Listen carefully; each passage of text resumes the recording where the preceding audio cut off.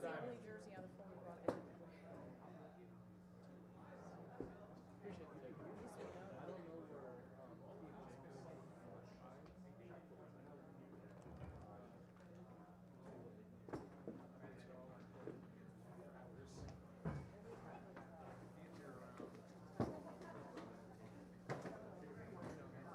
Baseball bowlers, please report to your starting players.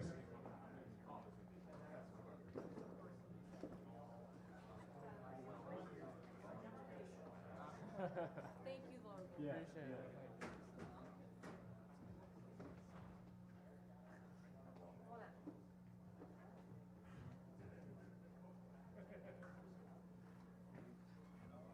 All right, bowlers, we're going to start your 10 minutes of warm-up right now.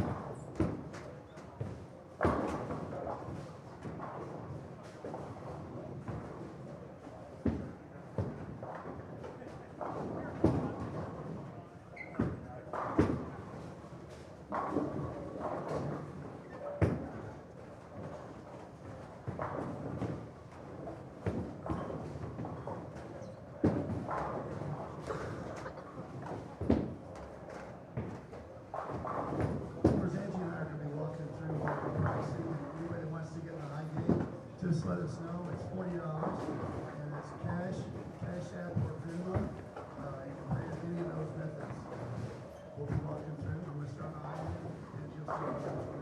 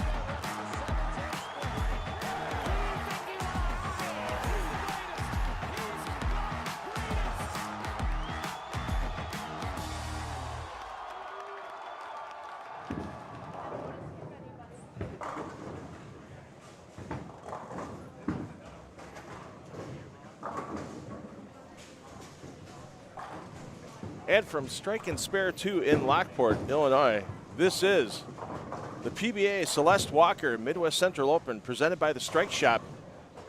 Good morning, everyone. I'm $2 Phil Brylow taking you through the weekend here at Strike and Spare 2, a sold-out field of regional players. 142 bowlers taking to the lanes this weekend.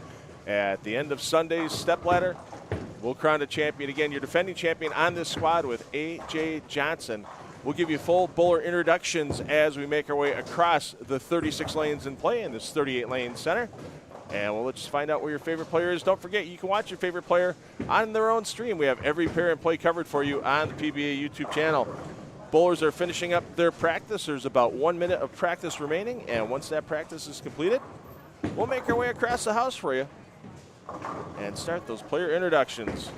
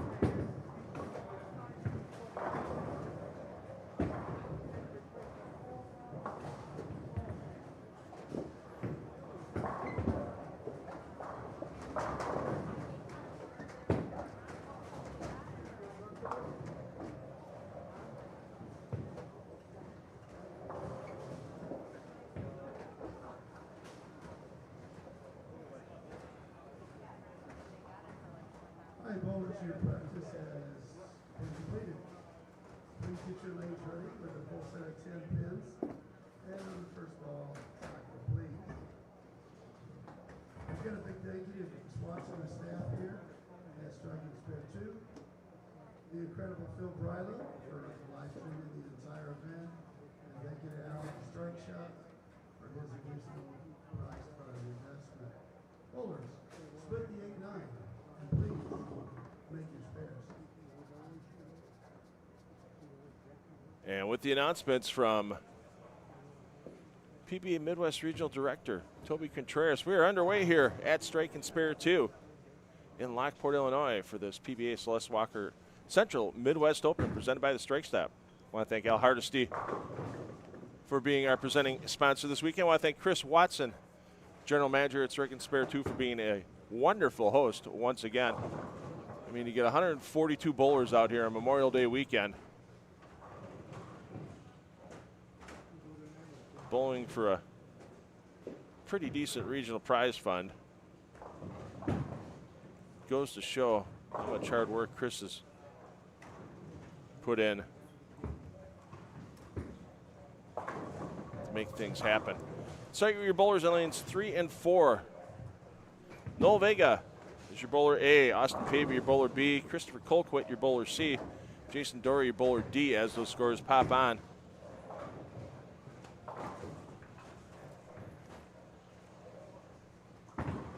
Our Lane Talk scoring. Once again, I want to thank our friends at Lane Talk for providing the scoring graphics for this weekend, along with some great statistics that you see all the time presented on the PBA Tour telecasts. And you too can be a Lane Talk Pro member. You can try it 30 days for free. Go check out the offer at lanetalk.com and get yourself that app downloaded to your phone in either the Google Play Store or the Apple Store. On lanes 5 and 6, Nick Crummell is your bowler A. Austin Setwinski, your bowler B. Connor Lunning, your bowler C. And Ryan Vegetable, your bowler D on 5 and 6. Once again, all pairs are in play here at Strike and Spare 2 on our coverage on the PBA YouTube channel.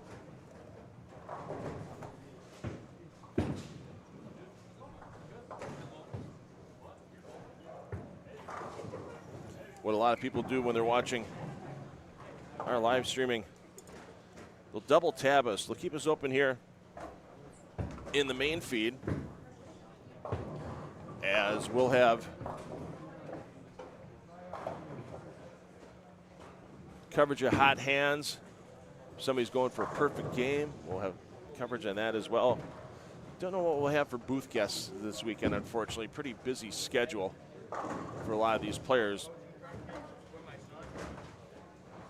But we'll make sure to keep you informed, give you scoring updates and such. And then in that second tab, follow your favorite players. They go from pair to pair. Unfortunately, I don't have a lane pairings online, but we'll give you the number of pairs players are moving each game. So if you're following somebody, that's another reason why the double tab as well. Because if you're following a favorite player, we'll give you the update on how many pairs they will be moving after each game during their 7 games of qualifying. Let's move over to lanes 7 through 10.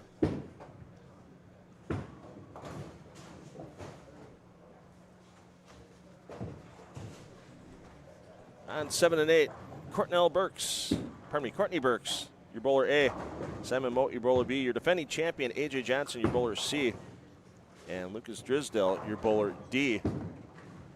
On 9 and 10, Bailey Maverick, your bowler A. Vince Biondo, man who's in several halls of fame, your bowler B. Cody Horan, your bowler C. Brody Johnson is your bowler D on 9 and 10.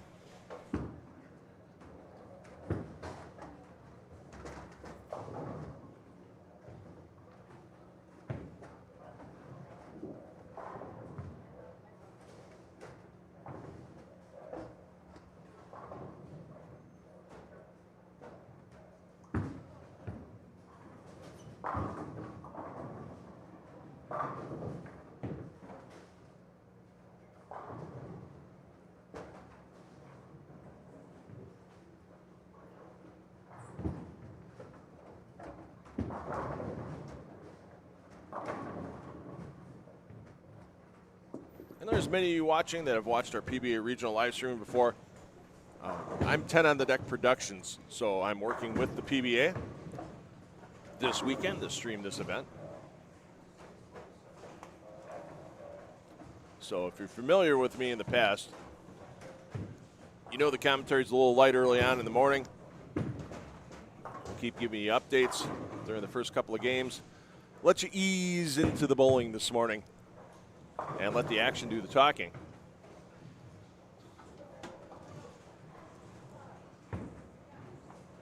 Later on during A Squad here, we'll talk about wrapping up the PBA World Series of Bowling and the PBA 50 World Series of Bowling, and I know some of you might be triple tabbing later on as the PBA 50 Senior U.S. Open is rolling on out in Greeley, Colorado.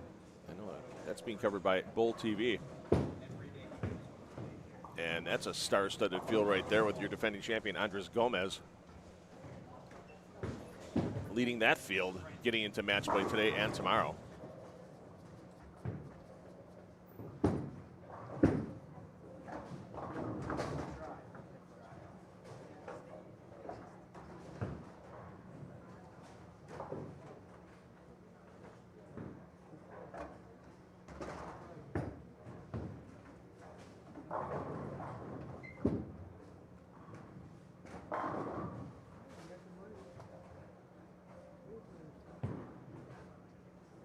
As we mentioned, A.J. Johnson, your defending champion, took down Trey Heinrichsmeyer in the championship match in 2025. You can go back and watch that stepladder final on the PBA YouTube channel. And A.J. returned the favor that Trey did to him in 2024 as Trey Heinrichsmeyer took down A.J. Johnson in the championship match that year in the Celeste Walker Open presented by the Strike Shop.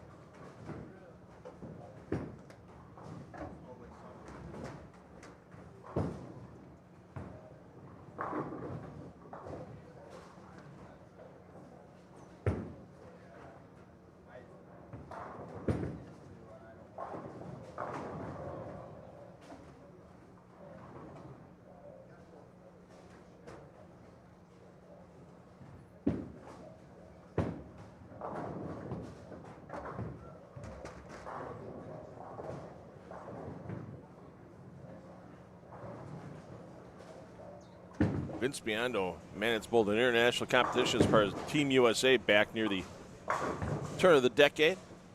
Vince and his wife, both members of Team USA. His wife Joey and his sons, Brandon and Brent, both exquisite bowlers as well. And unfortunately for that one, as the bowlers battle the Mark Roth pattern, 42 feet in length, about a 4-to-1 on the ratio. We should see some high scores out of these regional players today, as this is one of the softer patterns they'll hit during the regional season. They had a sweeper here last night that some of the players took advantage of as an extra practice session, and the scoring was pretty high. Took a 250 average for 6 games in that sweeper to take down the championship, and it took a 230 average to cash in the top 25. So with 32 players advancing in tomorrow, it wouldn't surprise me if it took something near those numbers for 7 games here in the short run to tomorrow's top 32 elimination rounds. Let's get you over to lanes 11 through 14. As we have Brendan Cahoon, your bowler A, Trevor Parav, your bowler B, Dean Mueller, your bowler C, and Kyle Trippy, your bowler D on 11 and 12. Jacob McBride is your A. Seth Lehman, your B. Jorge Rodriguez, your C. Mike Williams, your D on lanes 13 and 14.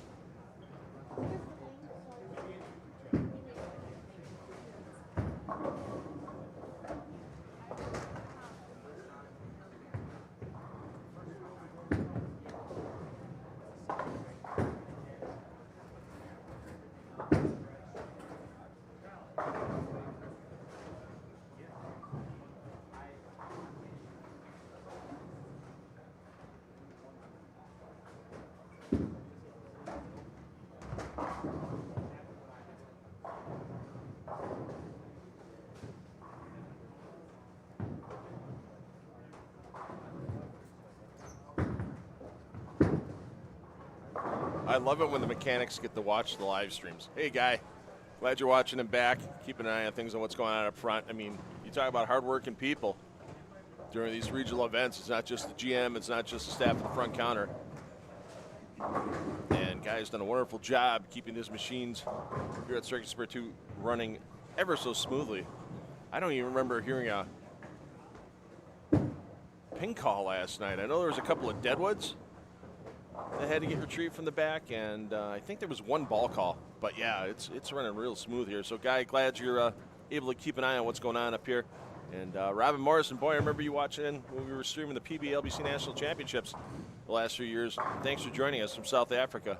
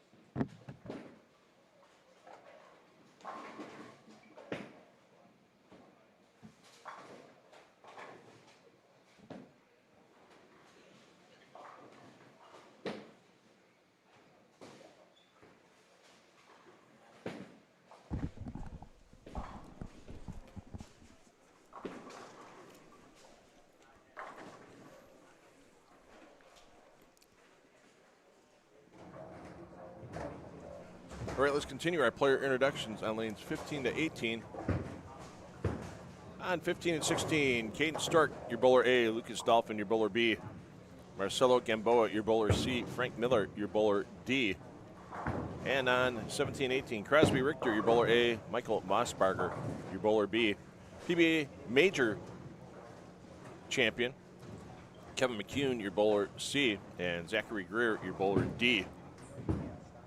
There you see McCune in that baseball-themed jersey.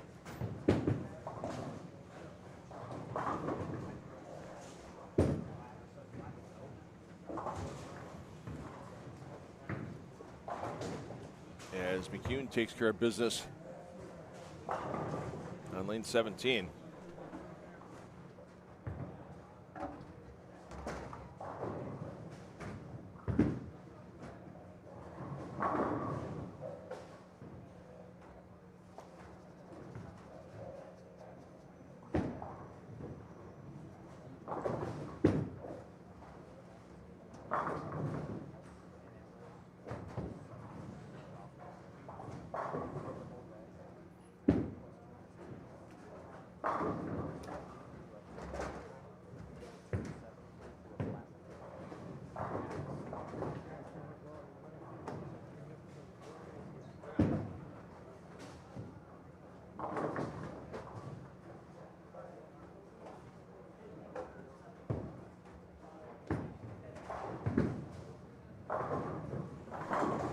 Saw Kevin McCune wearing that H5G brand jersey. H5G, the official merchandiser of the PBA.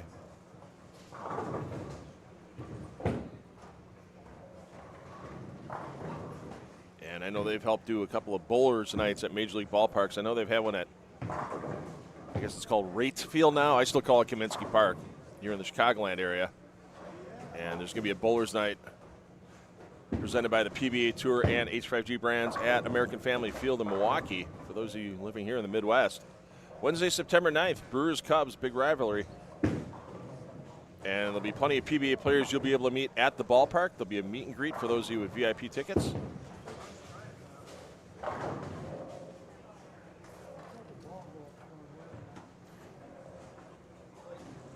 And you can pick up some PBA merchandise. And if you can't make it to that event, you can always buy your PBA Tour gear at h5gbrands.com. My favorite is the Bowler to Veteran link green t-shirt. I have that with me.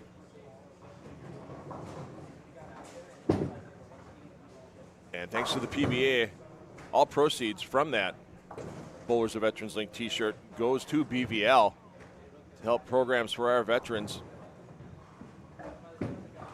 And even though Memorial Day weekend is time to take to reflect for those that gave their all, made the ultimate sacrifice for our country, we definitely, as bowlers, don't forget about our veterans that are still with us and giving them recreational opportunities as well. BVL, a great partner of the PBA. Let's get over lanes 19 through 22.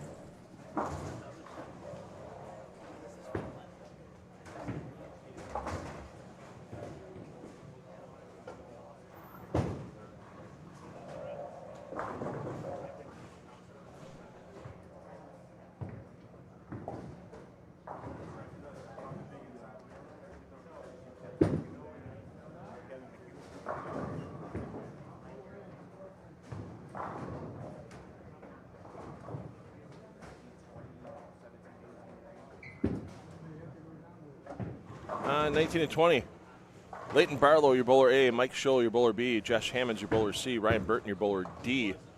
21-22, Kai Nitschke, your bowler A. Sebastian Vetter, your bowler B. Brady Gustafson, your bowler C. And Alex Carrillo, your bowler D. Vetter and quite a few other players in the field, college players or youth players, taking full advantage of the PBA rule of being able to participate in PBA events. And a lot of these young players you'll see came up through the PBA junior program.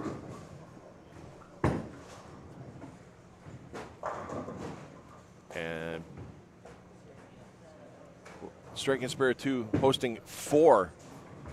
Actually, if you count 2 in the same weekend.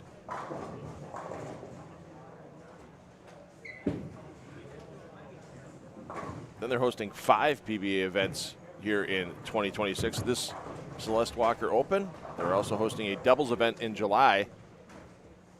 They're hosting a PBA Junior Regional in late August, and then they'll be hosting the RPI that you'll see on Bowl TV for the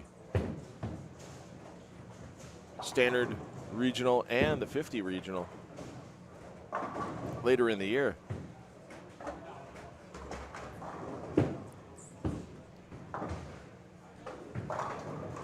So Chris Watson and the ownership group here at Striking Spirit 2, great at giving back to bowlers at all levels, whether it's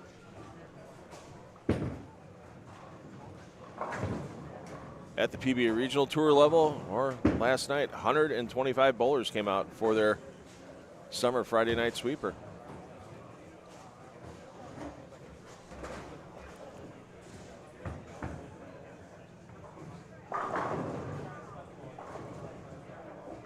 If we don't get the bowlers that you're looking for this game in the introduction here, I'm sure you're probably following them already on the second tab, but we'll make sure every player gets their introduction as we go through. Just making a scan of the Lane Talk scoring. We had a couple of players with the front 6 or 7.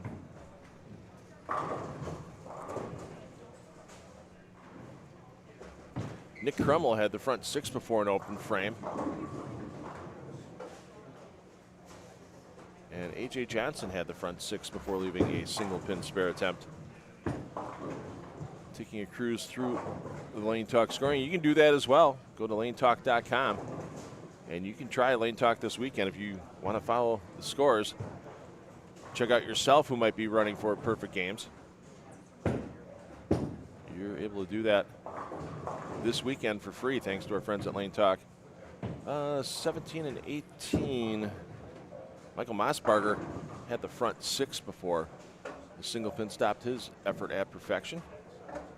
And I honestly think there's going to be 2 or 3 300 games today on this Roth pattern between A squad and B squad. B squad will take to the lanes at 3 p.m. Central Time.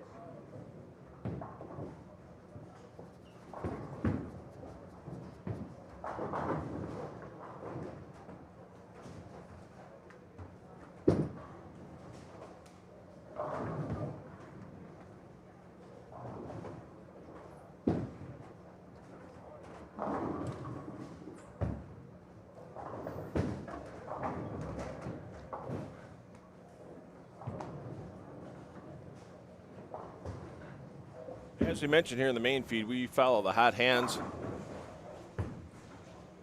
hitting the lanes, and one of those hot hands, our defending champion, A.J. Johnson, looking to put up 279 in his opening game. So we'll stay here on lane 7 through 10 for the remainder of game 1.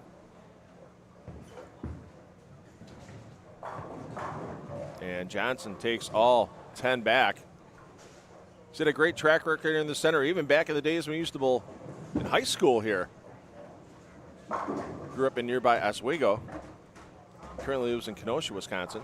When he's not out on the PBA Tour, has a pro shop inside of Surfside Lanes in Kenosha. Stars and Strikes Pro Shop in Kenosha.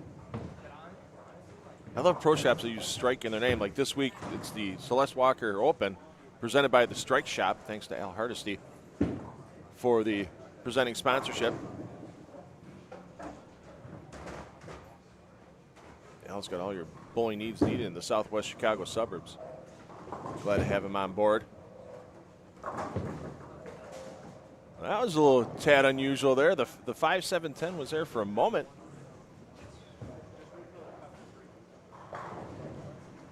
Before it fell for Drisdall.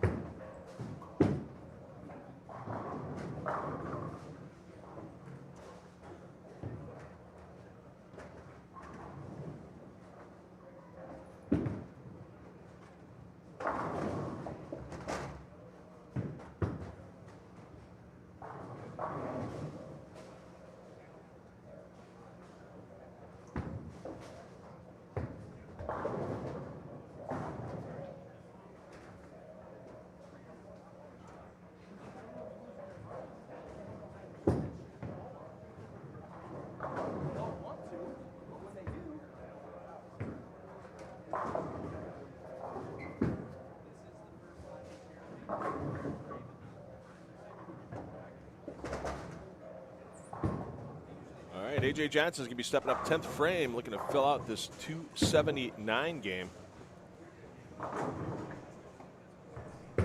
He defers next door to Nick Crummell. Crummell you're going to see coming into the picture here. Crummell's open frame in the 7th frame.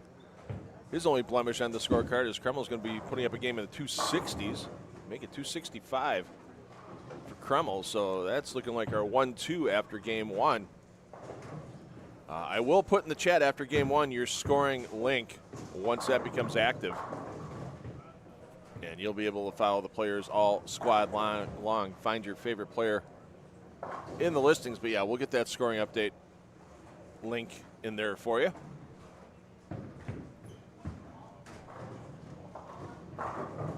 Oh, are you kidding me? That 6 went around the 10 at about Mach 3. You would have thought the Vortex would have taken it down, but not the case.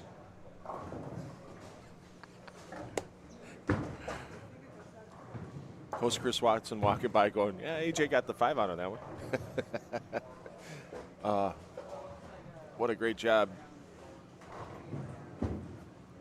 Chris and his staff have done this weekend getting things ready. And as I mentioned, practice session yesterday for these players, the 6-game sweeper that someone took part in last night as well. And it's never easy to fill a house for a regional when you have a 38-lane center. And they filled the house, just a testament to how embedded in the bowling community Chris Watson and Strike and Spare 2 are. So the cover here for AJ and a full ride on the fill ball, he'll be at 258. Looks like Nick Crummell will be our leader in the clubhouse after 1, but of course we have 7 games of qualifying here.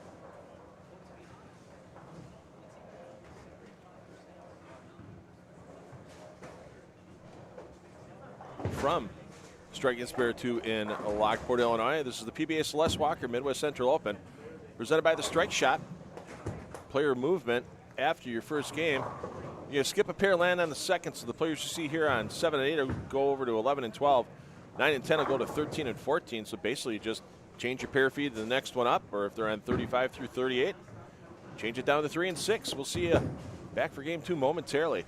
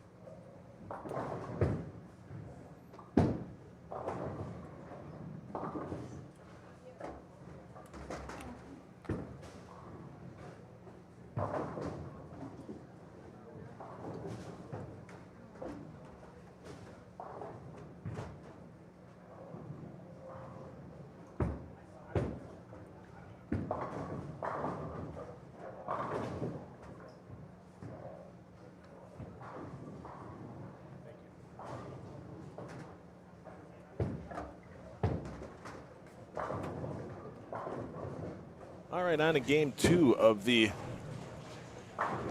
PBA Celeste Walker Midwest Central Open presented by the Strike Shop.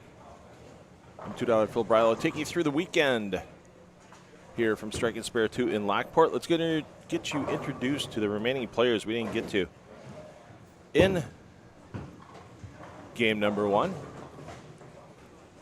So we'll start down here on 3 and 4, and then we'll work our way up to the high end. Ryan Lapano's your A, Noel Samuels your B, Brent Boho your C, Erkan Bayar Perennially is your D on 3 and 4. Jace Meyer, your bowler A. Cody Schmidt, your bowler B. Christopher Kibble, your bowler C. T.P. Peterson, your bowler D on 5 and 6.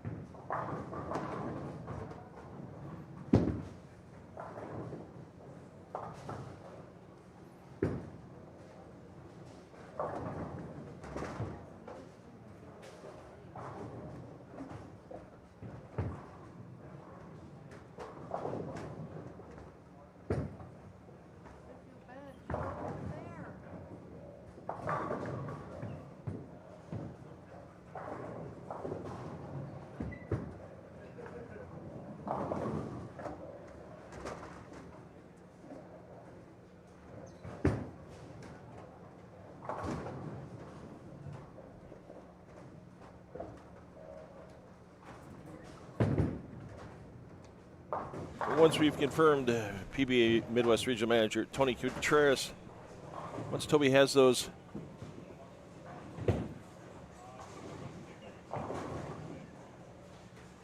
scores verified for Game 1 and up on the PBA website, we'll drop the live scoring link. We'll pin it to the top of the chat so you can follow your favorite player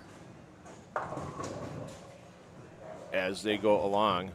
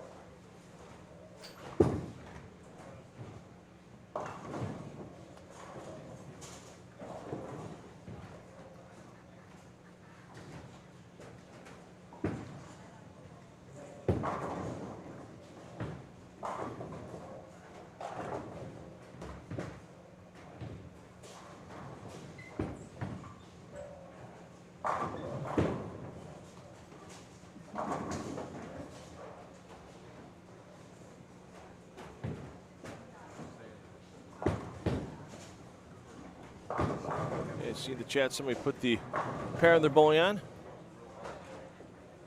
Yeah, it is the Mark Roth 42 feet, about 4-1 on that.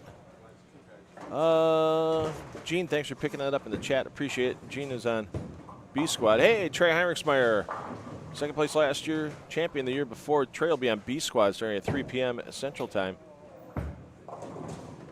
I see the question about not using the purple hammer. Purple hammer is not an allowed bowling ball as it's not a 78 hardness. Everything in the PBA rule book for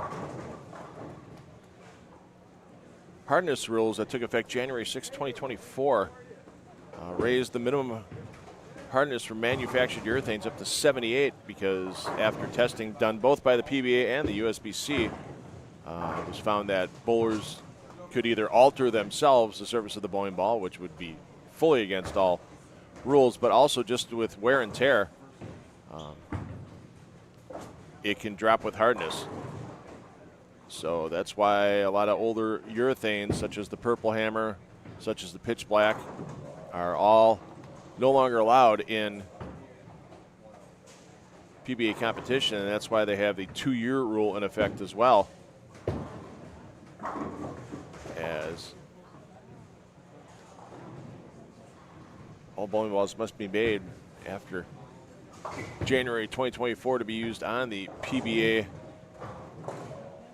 Tour. They can be older than that for and not for non-urethane equipment, such as polyester and reactive resin on the regional tour. So you will see some bowling balls used by some players that can be used on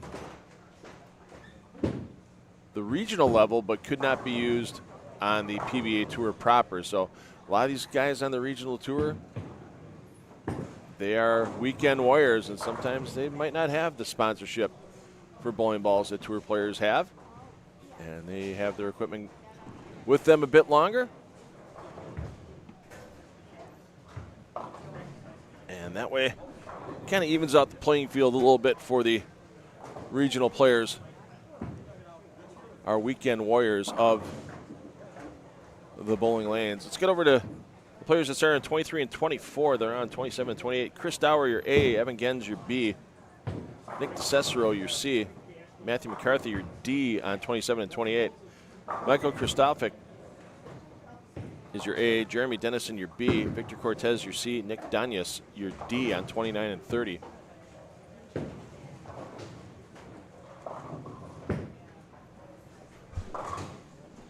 Once again, it is a 7-game qualifying block for A and B squad. B squad will take the lanes at 3 p.m. Central Time.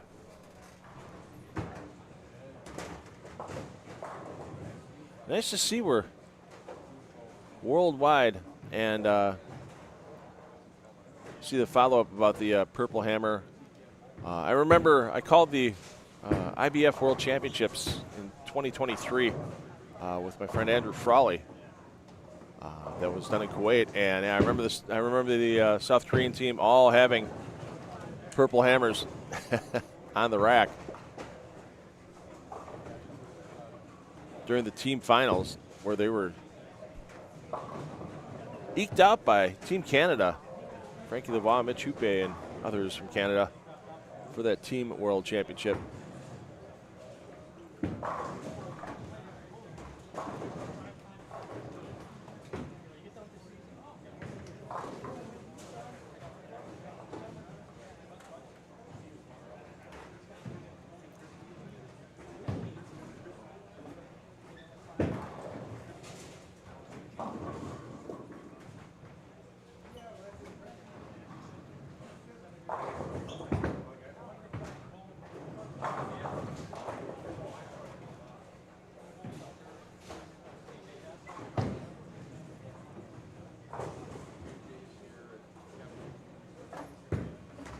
All right, we're going to pin that live scoring link to the top of your chat. There you see it hit.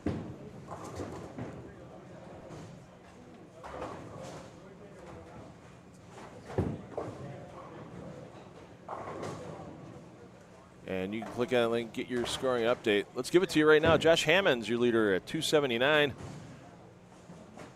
Joseph Woods, 277. Simon Mote and Michael Mossberger, 268. Nick Crummel, wow, I thought he was going to be in the lead, if not maybe second, with his 265, but Crummel finds himself fifth. We mentioned this Roth pattern can be high scoring. Michael Kristofik, sixth. Jorge Rodriguez, seventh. Your defending champion, A.J. Johnson, eighth with 257. Brendan Cahoon, ninth, 254. Kevin McCune in 10th at 245. Once again, there's your live scoring link in the chat at PBA.com. Let's get you over to our players. They started this round on 27 and 28, 29 and 30. Now on 31 32, there you see PBA Tour champion Matt Russo. He's your bowler A. Chris Hartung, your bowler B. Justin Finnan, your bowler C. Jacob Holste, your bowler D on 31 and 32. Ben Sobel's your A, Brian Copland your B, Bob Baker your C, Philip Watson your D on 33 and 34.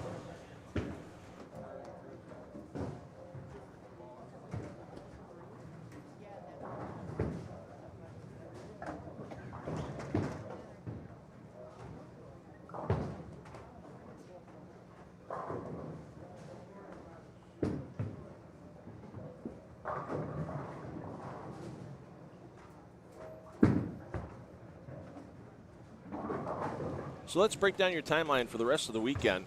B Squad hits the lanes today, 3 p.m. for their 7 games of qualifying. Some of the notables on B Squad we already mentioned: Trey Heinrichsmeyer, winner of the inaugural LBC National Championships and winner here in 2024.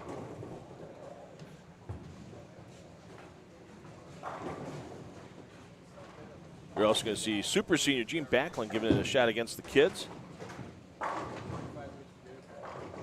Cam Crow, part of that Born to Bold documentary. Cam will be on B Squad. Melanie McDaniel, PWBA player, who had a nice showing in the Queens out in Las Vegas a couple weeks back. McDaniel, she cashed in this event a couple years ago, along with Gianna Brandolino cashing in 2024. I don't see Gianna on the roster this week.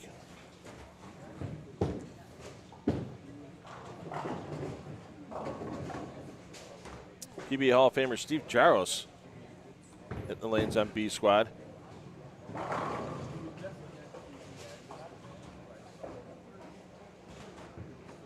So you'll see those players 3 p.m. Central Time. After we are complete with B Squad qualifying, we will cut to our top 32. The PBA 1-3 cashing ratio. There'll be some players that'll cash but not move on to tomorrow, as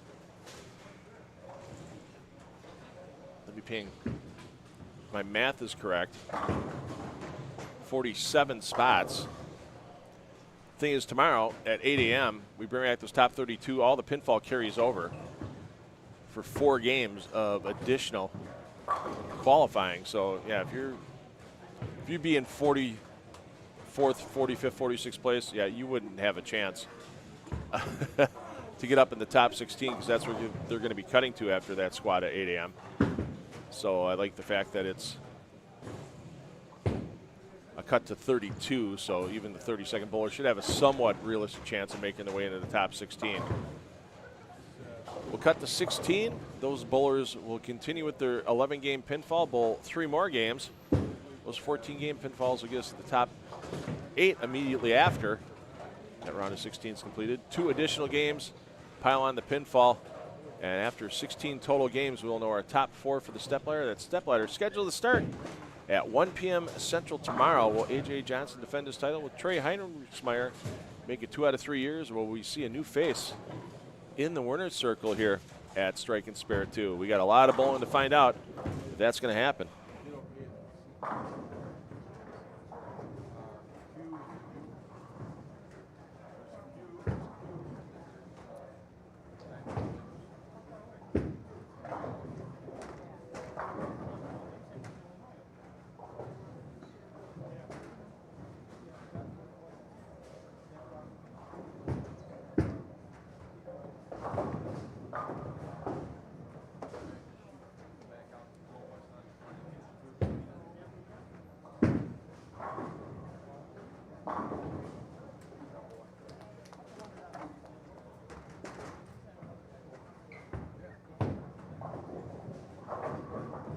So the only bowler in the building right now pursuing perfection here in game 2.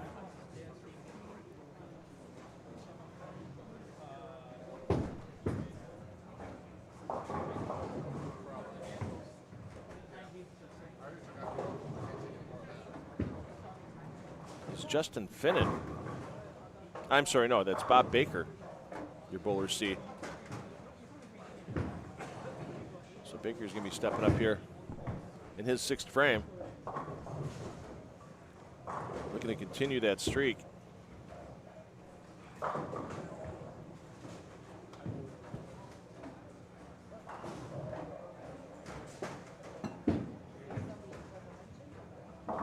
Baker opened up with a 216 game in game 1.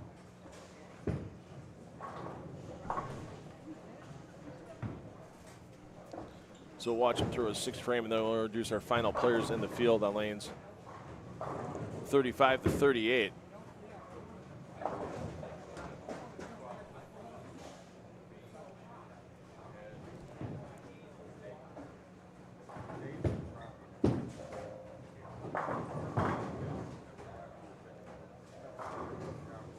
Oh, thanks for the info in the chat, M2 Visuals. Yeah, I forgot about the under 22 Queens, under 22 Masters going on at Boardwalk Bowl in Orlando this weekend. So Gianna chasing down that title as Baker stays perfect through 6. Let's get over to our final bowlers we've yet to introduce this morning.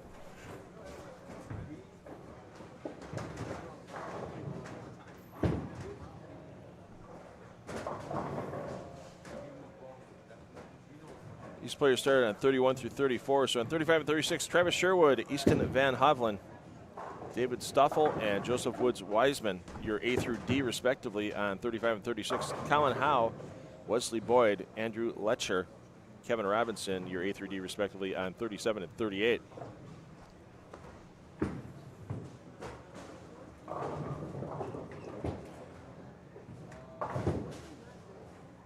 Mel, I'm always talking about you. It's just you don't usually hear it. Ha ha ha ha ha. It's actually more your husband talking about you and then me replying to him.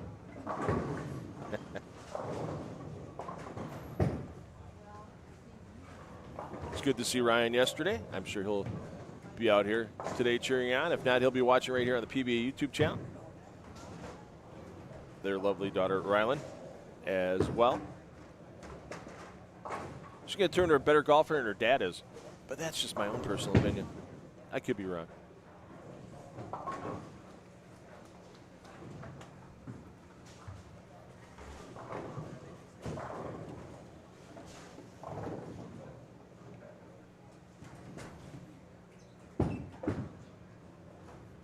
Glad everyone's enjoying the coverage this morning here from Strike and Spare 2. I know it's bright and early Saturday morning.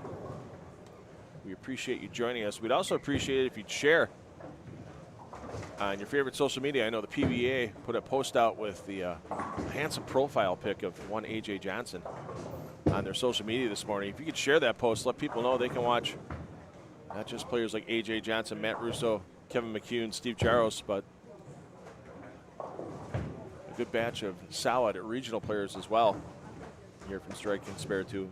Appreciate it for all the social media shares as well.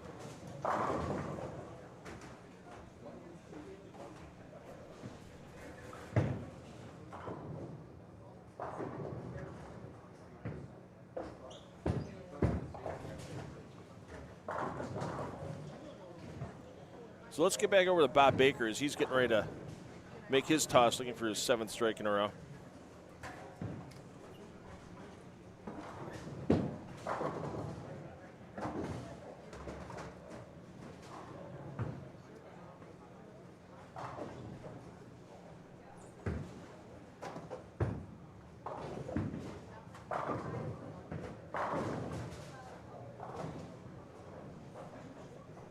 As Baker takes to the approach.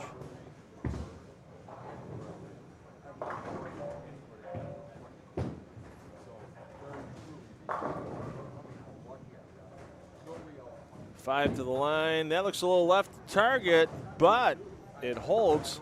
Once again, this Roth pattern, about a 4-to-1 ratio, so this is as close to a house pattern as these regional players will see at this level. I mean, they've bowled it on the PBA Tour this year. Obviously, the Roth-Holman doubles, that was a dual pattern event. Roth on the left lane, Holman on the right. And we definitely saw it wasn't too hard to get to the pocket on that Roth pattern. Well, as long as you didn't bounce it off your ankle like A.J. Chapman did late in the championship match. Talk about throwing all the pressure. You've given all the cards to your teammate from here on out. Every time you guys bowl somewhere, I just hear Zach Wilkins going, hey, remember that time you bounced it off your ankle and almost cost us our titles?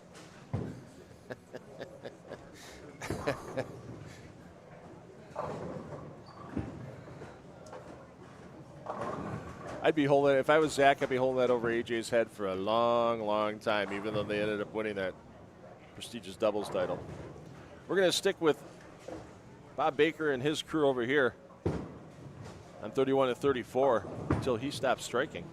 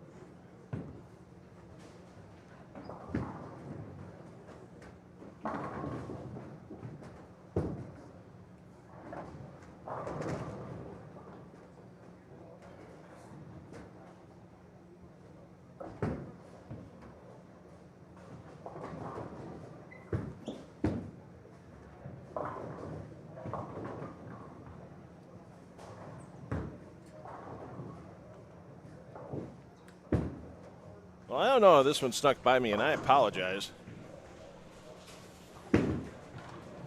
But Courtney Burks, front 11 now on 11 and 12. So Burks looking to put perfection on the board.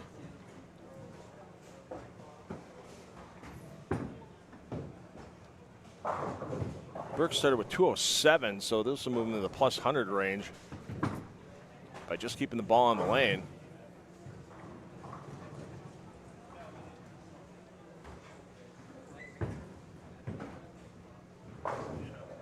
AJ Johnson, our defending champion, looking at shooting 220 after opening 227 max after opening a game in the 250s.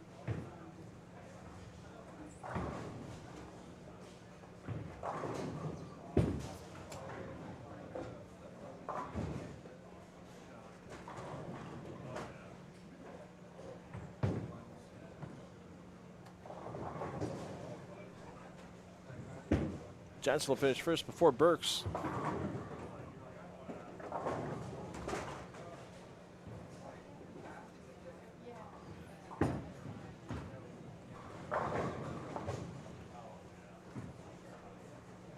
Your player movement after this second game will just be one pair right next door. So these players you see on 11 and 12, they'll shift right over to 13 and 14. And after Bob Baker had his opening string of strikes end at 7.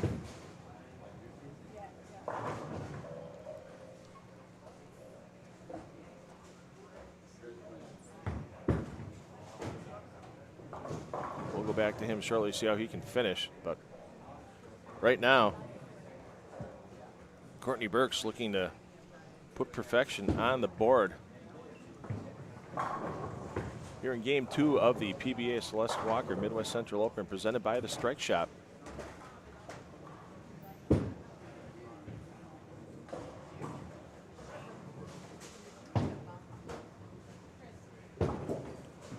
For perfection, 6 kicks to the 10. There we go.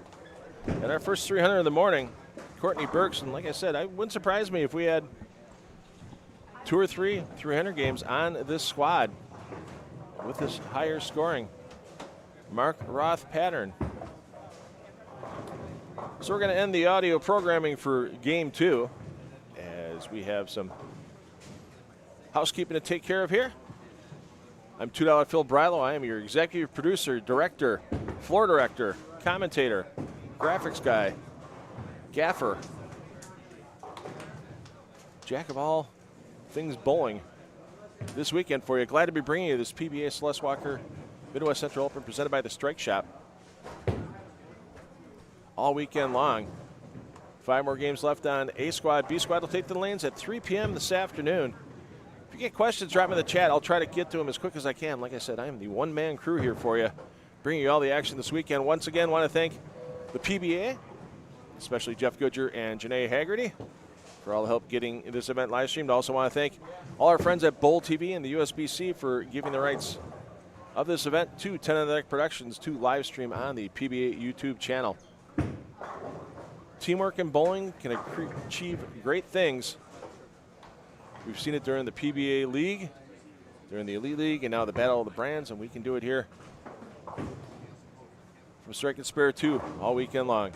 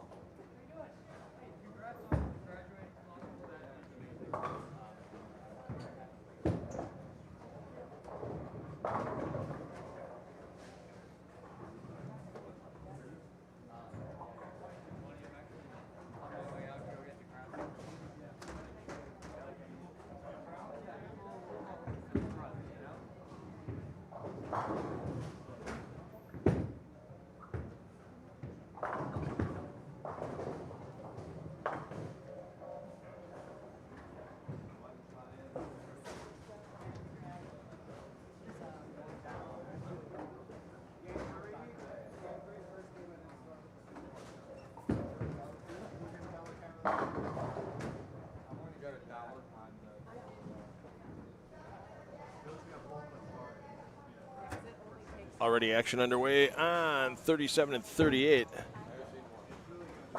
Howe, Boyd, Letcher, and Robinson, your A through D respectively, on 37 and 38 coming into play. On 35 and 36, momentarily will be Sherwood, Van Hovlen, Stoffel, and Woods Wiseman.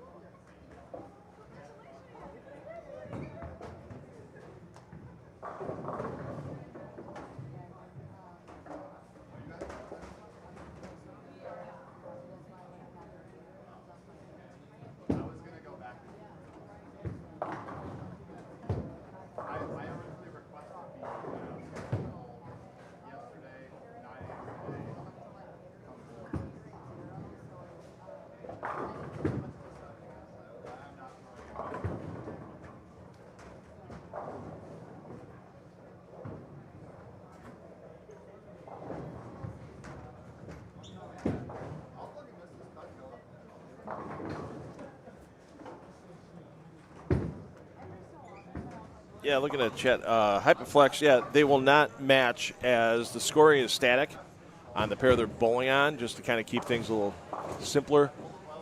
We would have loved to have the bowlers' names and the bowlers' names moving that with them, but don't have that today. So, yeah, your A, B, C, D, yeah, those running totals are not valid.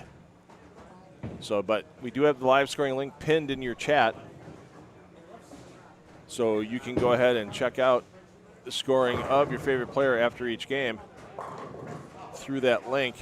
Toby Contreras, our Midwest Regional Manager, is he scooting his way through the crowd, getting those scores along with some volunteers that Chris Watson here at Strike and Spare 2 put together, and it shouldn't take too long to get our Game 2 results and forward those to you here on air and on that live scoring link in the chat.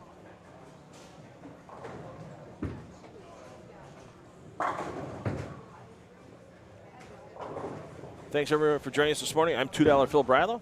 For those of you that don't know me, some of you might remember me from the last few years of PBA LBC National Championship live streaming. I've also done some regional live streaming for the PBA through my production company, 10 on the Deck. That's what we're doing this weekend. So thanks again to the PBA for letting us live stream to their YouTube channel. And thanks again to Bowl TV and USBC for providing 10 on the Deck Productions the rights to live stream this event. I know there's several bowling events going on this weekend with the USBC, the Under 22 Masters, Under 22 Queens. They'll be on Bowl TV from Boardwalk Bowen, Orlando, Florida. And the PBA 50 US Senior Open, their match play round should be starting shortly. 4 match play rounds, 6 games apiece between today and tomorrow before tomorrow night's stepladder finals, 7:30 Central, your start time for that PBA 50 Senior US Open stepladder. Our stepladder here for the Celeste Walker Midwest Central Open presented by the Strike Shack will be at 1 p.m. Central Time tomorrow for our top 4 players advancing after the elimination rounds.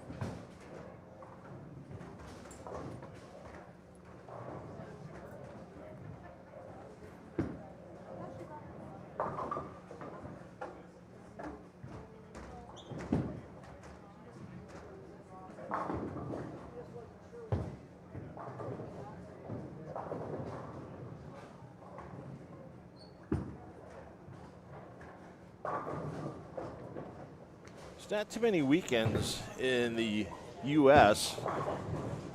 that don't have a PBA regional rolling. We're not the only game in town this weekend for regional action, as out in the Northwest region at Sunset Bowling Center in Coeur d'Alene, Iowa, it's the PBA Sunset Bowling Center Open. Down in Myrtle Beach at Myrtle Beach Bowl, it's the 2026 PBA Myrtle Beach Bowl Open.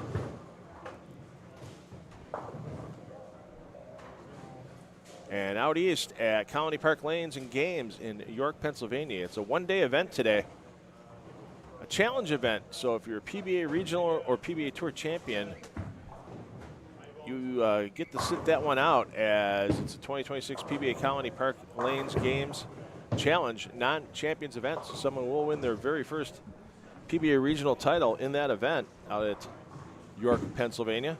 And speaking of Pennsylvania, Steel City Bowl and Brews. They'll be our host June 20th and 21st for the, I guess you could say, regular season ending of the PBA Tour. Saturday the 20th on CBS Sports Network will be coverage of the PBA League Battle of the Brands. And then on Sunday the 21st, the semifinals and finals of the Norm Duke Open. And that'll pretty much wrap up the regular season. There are two other events, but there's no TV coverage for the Striking Against Breast Cancer mixed doubles and the Lucky Larson in Sweden.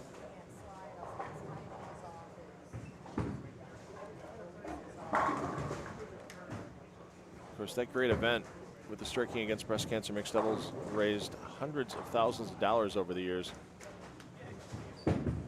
for the Striking Against Breast Cancer charity. That's happening July 31st through August 2nd. 2 days of qualifying before an advancers round and the finals on Sunday, August 2nd.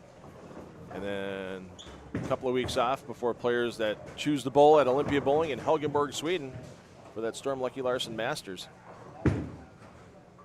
That'll be the final PBA Tour title event of 2026.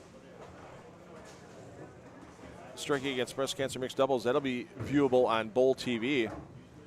Storm Lucky Larson Masters, I believe they have their own YouTube channel. I know last year I watched the finals where Sean Rash gutted his way through a hand injury and ended up taking down the title. basically just throwing a rope to the pocket as the lanes became very tough in the stepladder finals.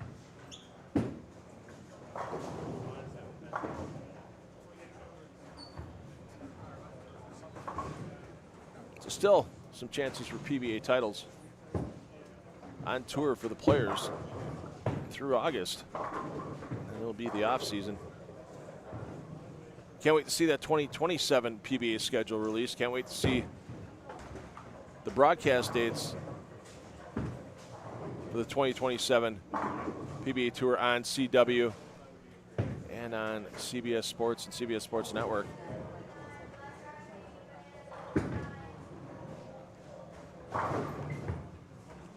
And appreciating the chat, everybody smashing the like button. Also appreciate it if you share the social media posts PBA made a little earlier today.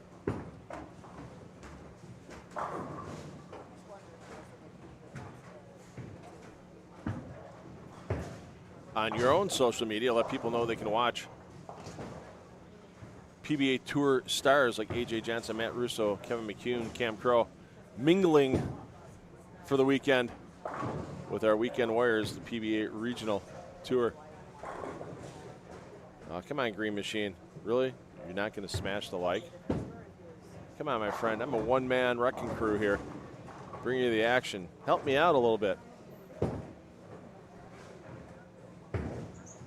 Giving my all this weekend for you here on the live stream. Nah, probably still didn't convince him, but glad you're watching. And glad everybody's letting other bowling fans know they can watch on social media.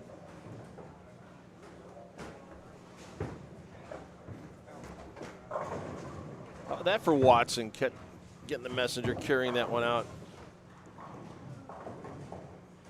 Let's take a peek around, thanks to Lane Talk.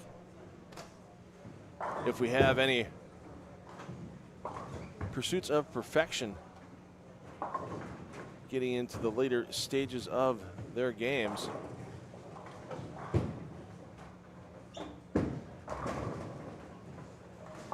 Yeah, we got a couple front threes, a front four, so yeah, we'll be a little patient on that.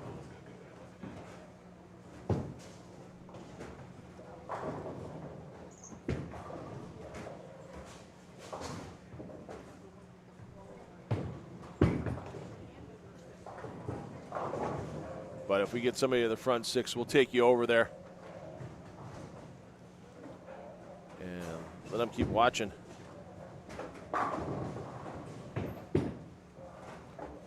Kelly, you can watch your favorite player. You can watch Austin on your own. Find out what pair he's on. Actually, let me see if I can take a look here and see if I can find him in my listing.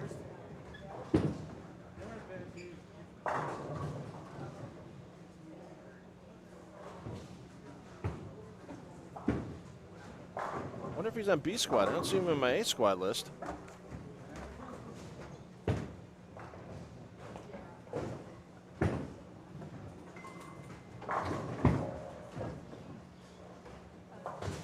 don't see him on my B squad list either. Sorry.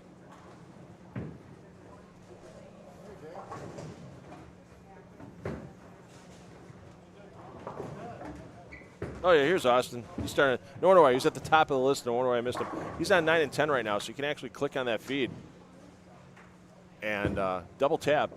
Open up a new tab. Keep the Strike Central feed open just in case Austin's on a bunch. As we said, he's on 9 and 10 right now.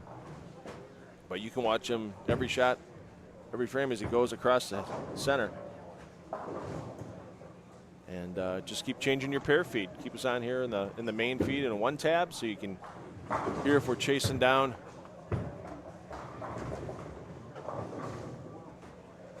somebody possibly putting up a 300 game or following some leaders once we get later into a block.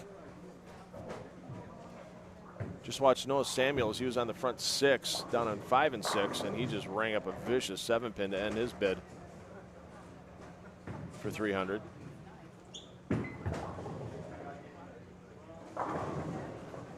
Actually, let's go down there right now because he's, as you can see on the scoreboard here,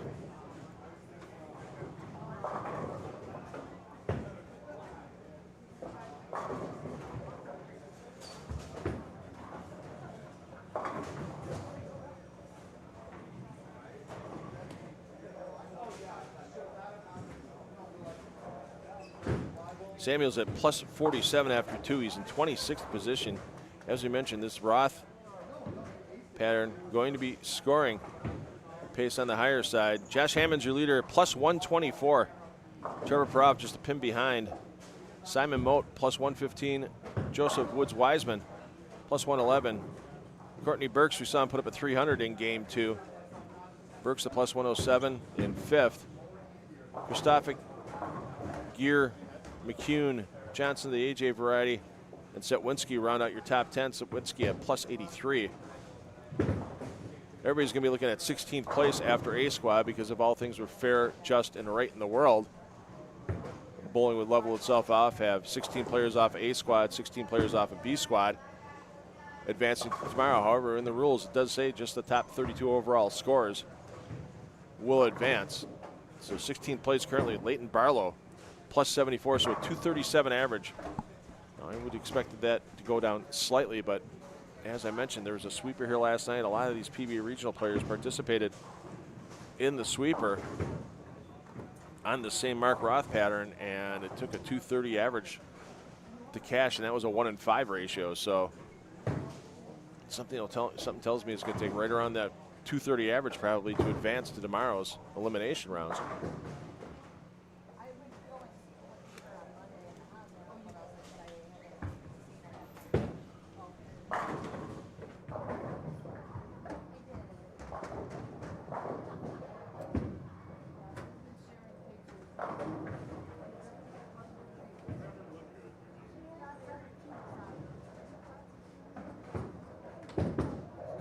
For those of you that are Wesley Boyd fans, late scratch for Boyd. He was your bowler B on lanes 3 and 4, but that is a scratch.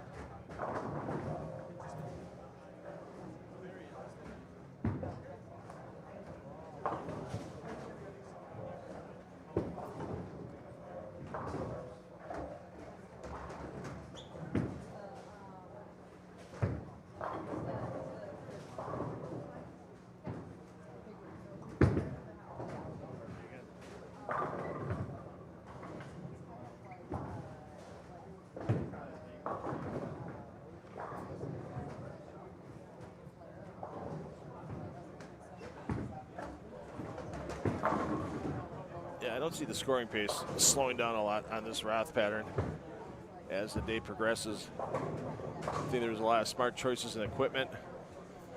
Saw some urethane going down, but not a ton. And the oil that the center is using with the Roth pattern, I'm not an expert on lane oils by any way, shape, or form. I'm the play-by-play guy. I don't have a color analyst this weekend, but they're using Glide oil here.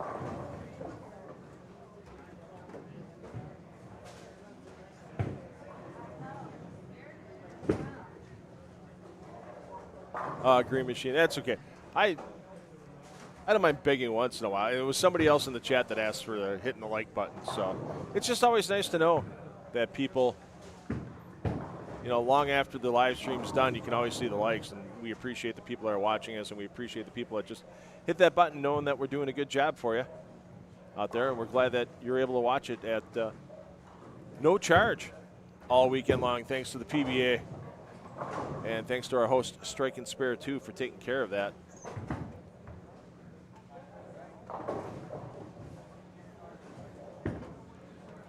As I mentioned earlier, I am 10 on the Deck Productions, so doing this independently and working with the PBA, Strike and Spare 2, and Bull TV/USB-C to make sure this event comes to you all weekend long on the PBA YouTube channel.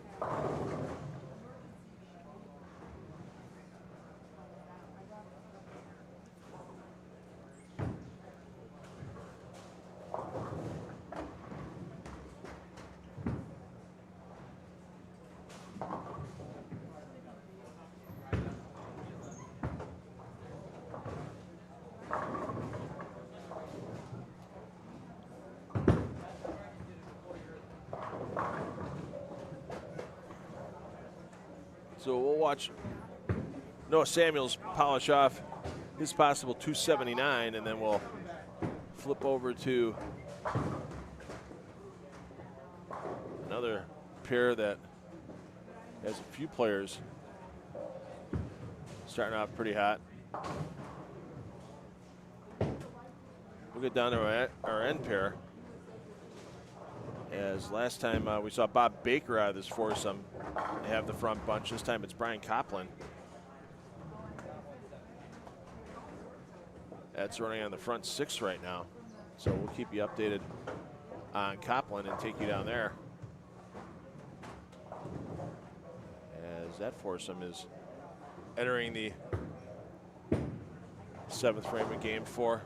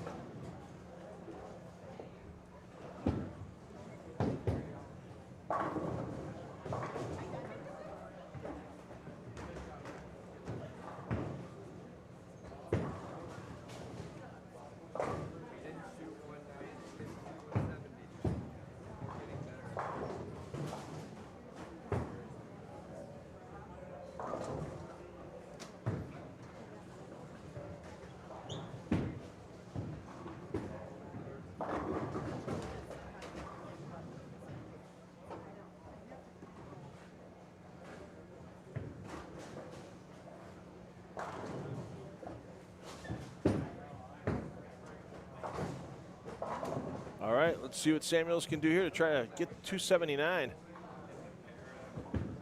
Keep himself right in contention.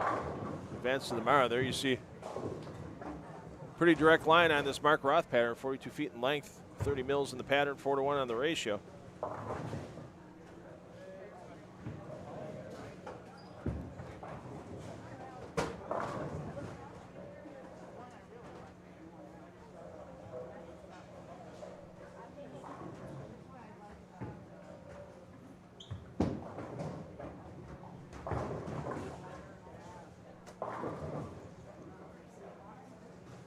Brian Copland did just pick up his 8th strike in a row, so we'll finish out this game with Copland after Samuels stops striking. Oh, are you kidding me? Are you absolutely kidding me? Wow. You can't blame that on the commentator. Yeah, you can only blame on the 5-pin.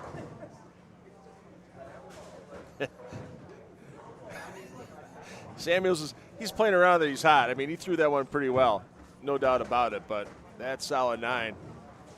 That's going to take 11 pins away from him off the final score. Assuming a conversion is made.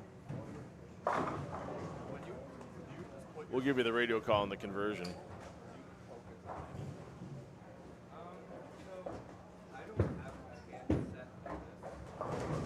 Dan Samuels did pick it up for his 268. We're waiting on Brian Copland. He'll be up on that left lane, lane 35, once Sobel completes his 9th frame. Sobel, week 10.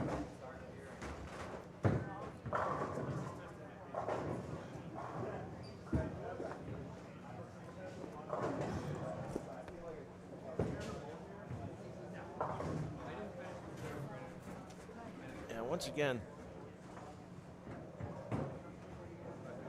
you can follow your favorite player, all pairs in play, in coverage today here on the PBA YouTube channel. Every 4 lanes, 3 to 6, 7 to 10, 11 to 14, and so on. Double tab us, keep us on here in the main feed. Follow the hot hands. Give you scoring updates, talk a little bowling. I know Gene Backlund dropped in the chat about the PBA 50 World Series of Bowling Finals being on CBS Sports Network. Yeah, that was a great thing. Always appreciate when bowlers drop bowling balls on top of my microphone. That didn't miss by much. I'll have to put a bright red clown nose on my microphone or something so they see it. Yeah, and then follow your favorite player in the second tab with the ambient audio from that pair. And watch bowling to your heart's content this weekend here on the PBA YouTube channel. So there you see Copland picking the ball off the rack, getting the remnants of the oil off the surface, making sure that ball is ready to roll down this Mark Roth pattern, looking for his nifty 9th in a row.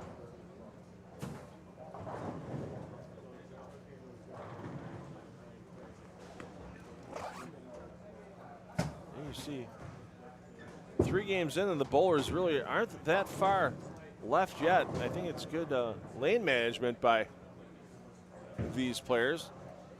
As we said, not a lot of urethane going down the lanes. I think the glide oil has a little something to do with that. A little less friction than years past here at Strike and Spare. And you want to make sure that urethane has the correct amount of energy. It doesn't have that energy storage for long once it gets at the end of the pattern. And with the scoring pace on the Roth pattern, you can't afford you can't afford the extra flat 10 a game that urethane's probably going to give you. As someone who watches the sport, doesn't know a lot of things too in depth.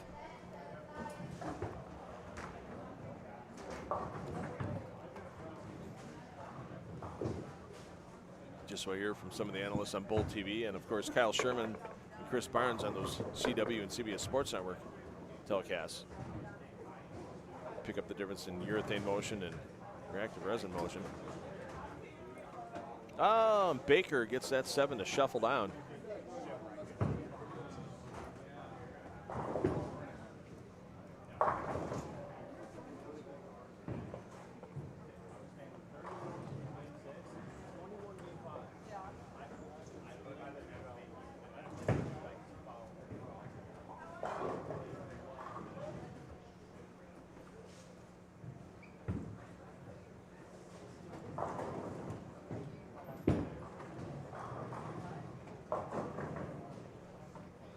This game's going to be a big move for Brian Copeland, as he was sitting at minus 15, or a 385 total after his first 2 games. 202, 183, and when you see the entire field almost passing you by, with the scoring pace we're seeing out of our leaders, that's going to get you worried in a hurry. And even with shooting, if he does this game 300, get the plus 85 scoring pace, that might not even crack the top 20 on the squad. So Copland's going to need an additional game or 2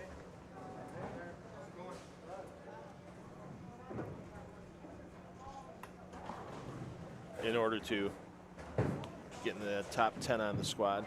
Your bowlers after game 3 here, they're going to skip 3 pairs, land on the 4th. So the bowlers you see here in 35 and 36, they're going to go down to 7 and 8. End pair already on their way down to 9 and 10. And let's see what Brian Copland can do here. Looking for the tasty 10th in a row in this PBA Celeste Walker Midwest Central Open presented by the Strike Shack. Copland stares it down. Oh, and it came down. I thought he had the wrap 10, but the third effort by that 6-pin coming out of the flat gutter got it.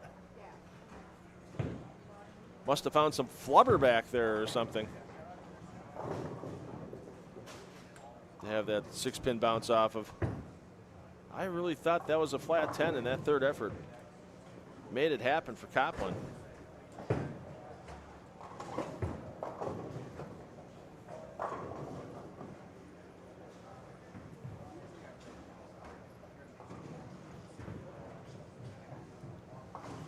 Copland looking for the extreme 11th in a row as he tries to get himself back in contention here on A squad after a rough start. What do you think? A little right and a little quick. Yeah, and wow, full airmail of the head pin. I did not expect that at this point in time.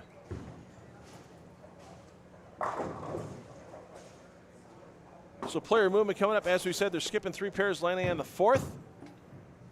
We'll take a peek in on our PBA Tour professionals like AJ Johnson, Matt Russo, and Kevin McCune during our 4th game of this A squad qualifying.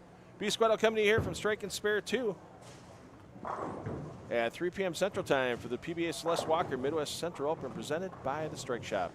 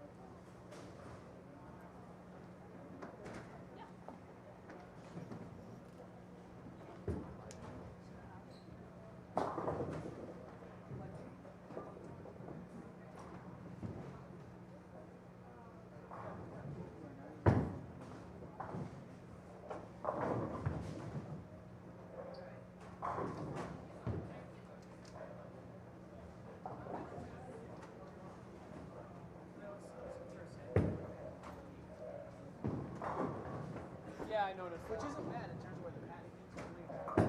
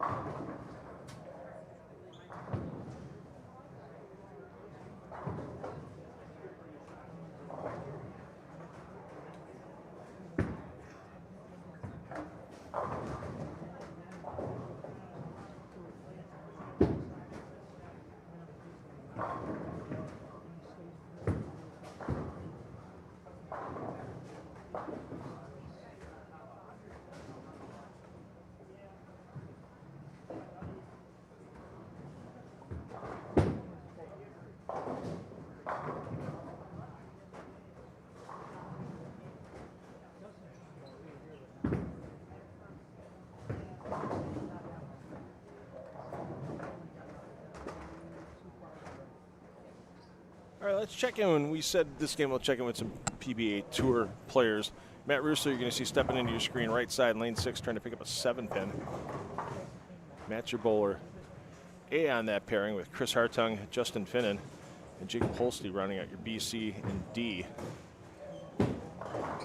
Kristofik, Dennison, Cortez, Danius, your A through D on 3 and 4.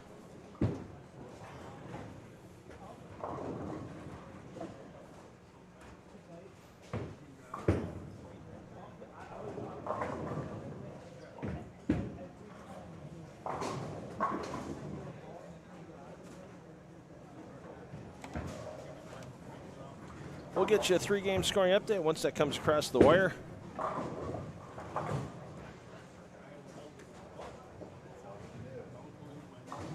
Ran Brian Copland between games.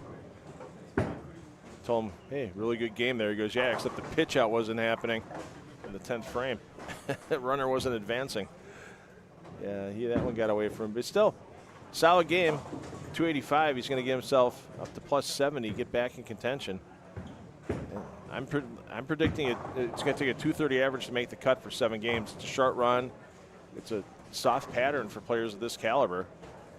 I don't care if you're a Matt Russo or a young player like a Lucas Drisdell. It's pretty soft for what you find in PBA events. Just a matter of making the adjustments. When you move from lane to lane, throw in the 12 best shots you can.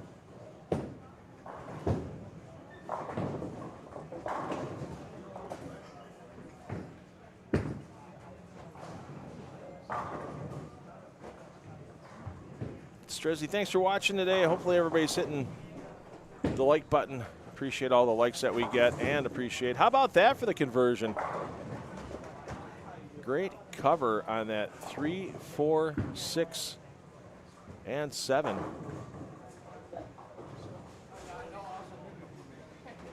By Jacob Holste.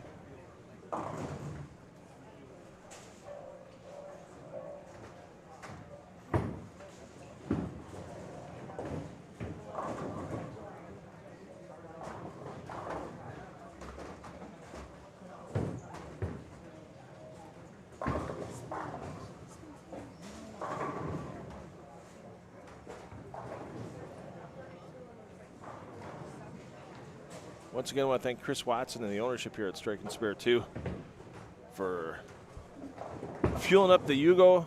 Let me get a little bigger trailer for streaming 36 lanes worth of equipment and bringing in 10 on the deck productions to stream down here. I want to thank the PBA, especially Janae Haggerty, Jeff Goodger, for getting the arrangements and logistics made so that 10 on the deck productions can stream to PBA YouTube.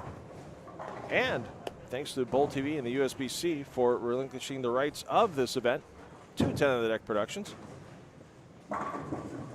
And how about that for Russo? Something comes back across the deck. I think that was the 3-pin. Takes the 9 out. And gets them all to fall.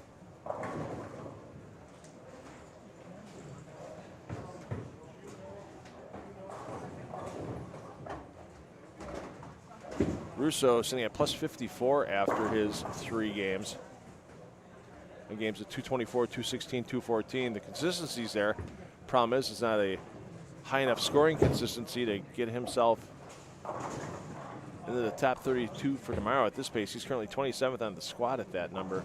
Results for game 3 are in. Let's get you updated. Kevin McCune, who's down at 31 and 32.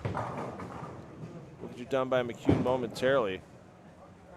McCune is your leader at plus 169. 245, 246, 278 for McCune for his first 3 game. Turprev, Simon Mote in the 2-3 spot at plus 150. Woods Wiseman plus 147. Seth Pwinski plus 146. In 5th, AJ Johnson 6th plus 142 for your defending champion. Hammonds, Christophic, Gear, and Courtney Burks, who authored a 300 game earlier in the event. Burks at plus 121 in 10th at all-important 16th position right now with 32 advancing to tomorrow. Everybody from B Squad's looking at 16, and that's currently plus 87. A 229 average for Chris Hartung.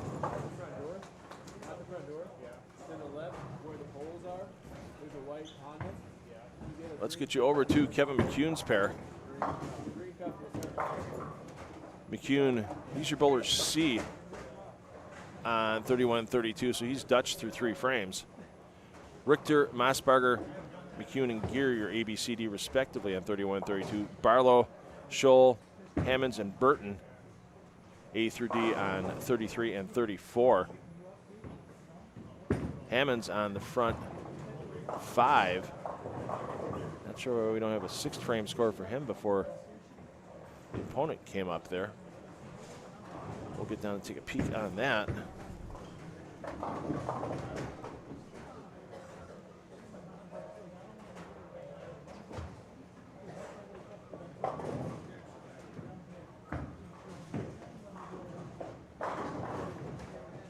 Oh, it's actually Barton with the front 5. So Barton looking for the 6th in a row. And he gets it. Burton front 6.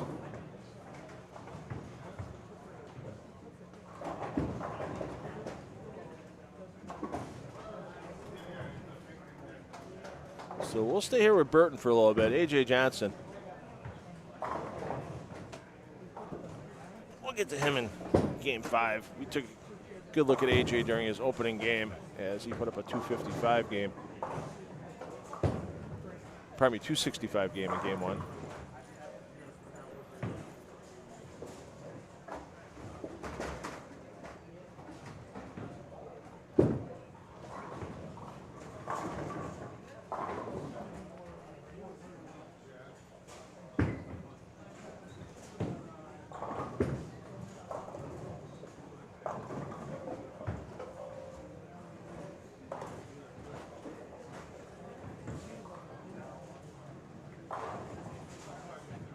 And Burton, our only player in the building right now here in game 4, with the possibility of 300.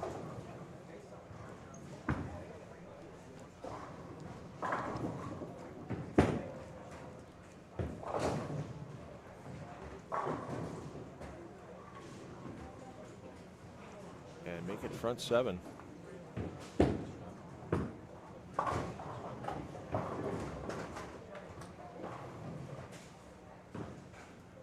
For Burton.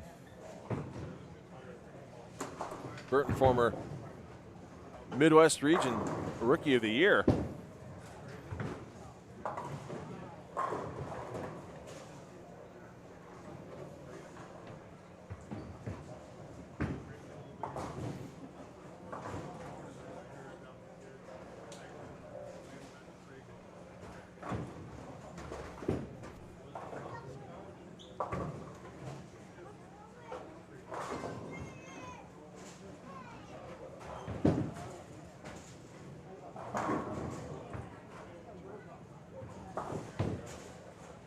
Burton with his own social media accounts. Burton Bowler is what you're looking for. He's on TikTok, he's on YouTube.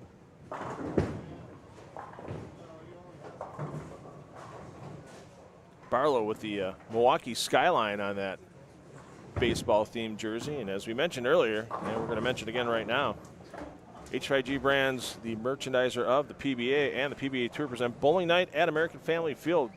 Brewers Cubs. There's a lot of people in Wisconsin and Illinois. They'll be there at that game. Wednesday, September 9th, 6:40 game time.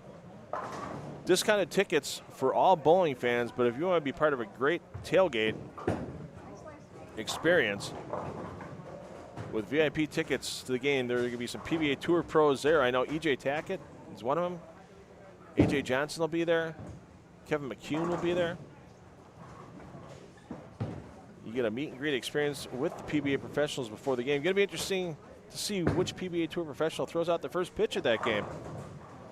I want to thank the PBA Tour and H5G Brands, the official merchandiser of the PBA, for putting on a great bowling night at a Major League ballpark again. I know it's been done in the past at Chicago White Sox games.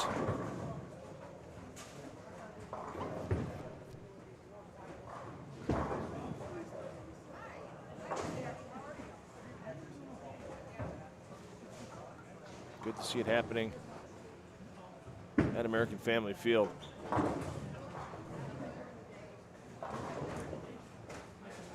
Oh, and there's a custom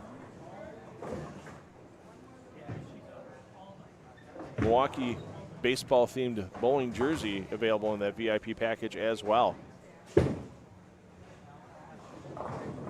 wonder if they're going to do a Cubs-themed jersey. Good question. We'll have to ask Stephen Hanen, co-owner of H5G Brands. He's going to be bowling on B Squad, 3 p.m. Central Time. A couple other notables on that squad include Cam Crow, Melanie McDaniel off the PWBA Tour, Hall of Famer Steve Jaros, and our winner here in 2024, Trey Heinrichsmeyer, all on that B Squad. As Burton's bid at perfection comes to an end in the 8th frame.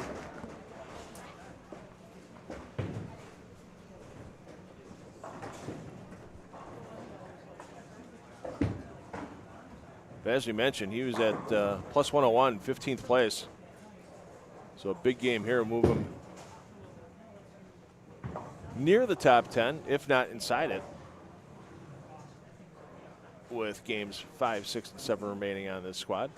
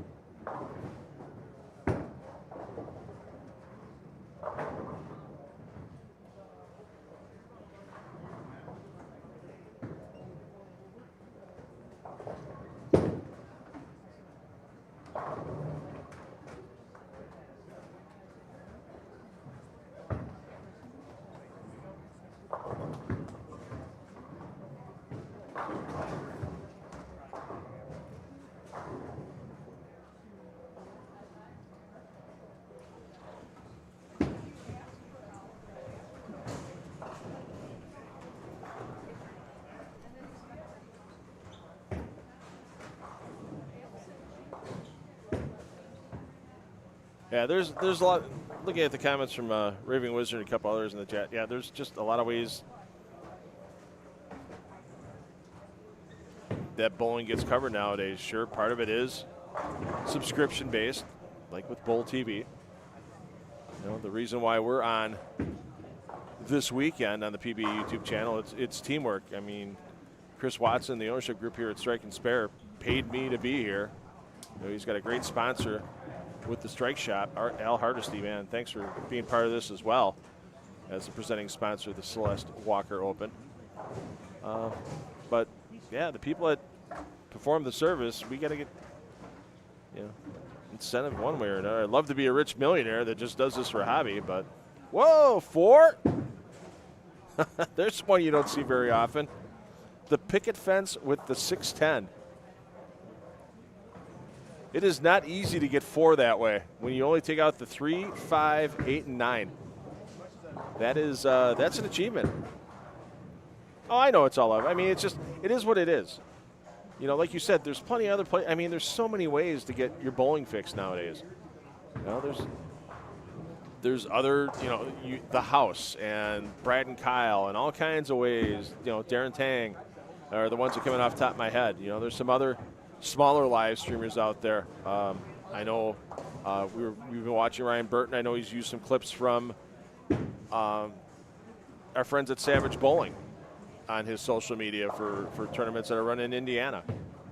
You know, obviously there's some things out there like Emil Williams Jr. with Bowlstream TV, and who also does the PWBA for Bowl TV. You know, Mike Flanagan works for Bowl TV and does Inside Bowling. I think he's actually doing a Missouri High School Championships today, which is kind of cool. A little different step there for Flanagan. So yeah, there's all kinds of ways to get your bowling fixed. Just at the top level. Yeah, and we don't run we can't run commercials here. You know, that's the tough part. I mean, we could run commercials. Do people ever really want to see commercials? No. I mean, I do bowling television in Milwaukee. We run from, well, basically September to May. I'm in my off season there now for the Brew City Bowling Show. And you know, I need to run commercials to pay the bills. And some of the things Matt Russo stopping by the booth, we were showing him a little while ago. We'll show him in his 10th frame momentarily, since Burton's going to be trying to polish off a 279 here. You know, but we find ways to sneak sponsors in during the action. You know, we put up a graphic and read some nice stuff about the sponsors, that kind of thing. So it's a pretty unique show. Not to plug myself, but I'm going to, given the chance. Do I know Missy and Rick? Yeah, I haven't seen them in a while. I don't think Rick was at the. I don't remember seeing Rick at the PBA 50 World Series of Bowling this year. I don't see him as much as I used to when I used to be part of Extra Frame and then Flow Bowling back before the pandemic. Did almost 7 years between those two entities, and I covered a lot of the PBA 50 Tour events on those. I would see Rick and Missy all the time. So yeah, hopefully all is going well for them. And oh yeah, Mike Zange. Hopefully Russ Mills is back in full action. I know Mike's been covering the PBA East region for Russ while he was recovering some health issues. And always good. I mean, Russ Mills is such a fountain of knowledge. Hey, Korea. Nice to meet you, Mendel 8530. Thanks for tuning in. We've been worldwide today. You're the second person from Korea that's tuned in. I know we had South Africa. I know we had Germany earlier. So it's just nice to see how worldwide bowling truly is. And now, especially with the PBA at the regional level, I mean, they've had PBA Sweden. This will be the second season for PBA Sweden, where bowlers in the Sweden region can earn spots in the World Series of Bowling and the Regional Players Invitational.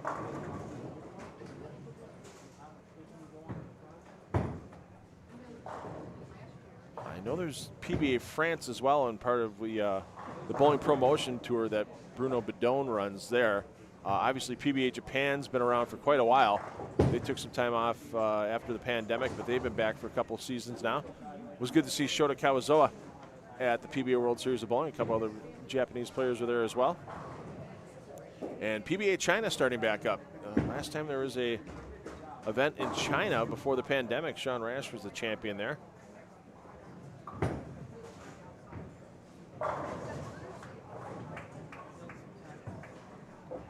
So yeah, bowling is definitely worldwide. Daffodil Bowl for Austin. It sounds familiar. I think there's a PBA regional there for the West Northwest region there every year.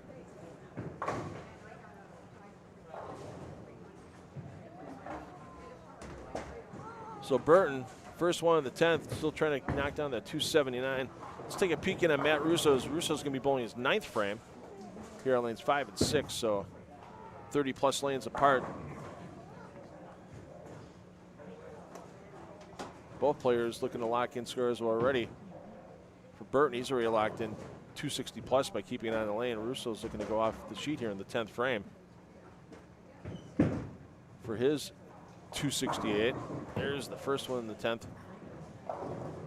For Russo, back to Burton.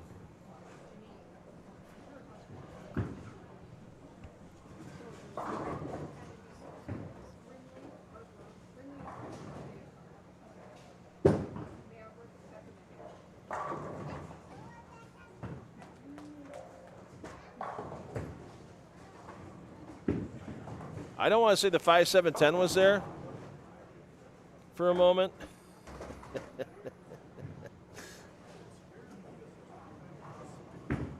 From Asperger. But let's face it, 5-7-10 was there. So single pin there for Burton's going to leave him at the 260s. Russo looking to get locked into the 260s here with another strike. Second ball, 10th frame.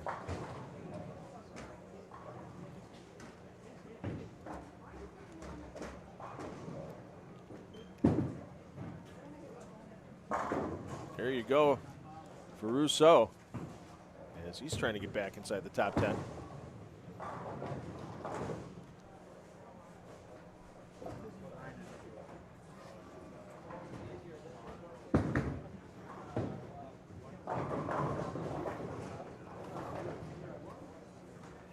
Let's get back to McCune before the fill ball. As McCune currently in the number 1 spot, can't get the 10 to go. Second ball, 10th frame. And he was telling me earlier about just the frustrations he had at World Series of Bowling. He was able to get 9 a whole lot of times, didn't have too many. He said he had 1 sub-200 game during his 40 games of qualifying, or 2 sub-200 games.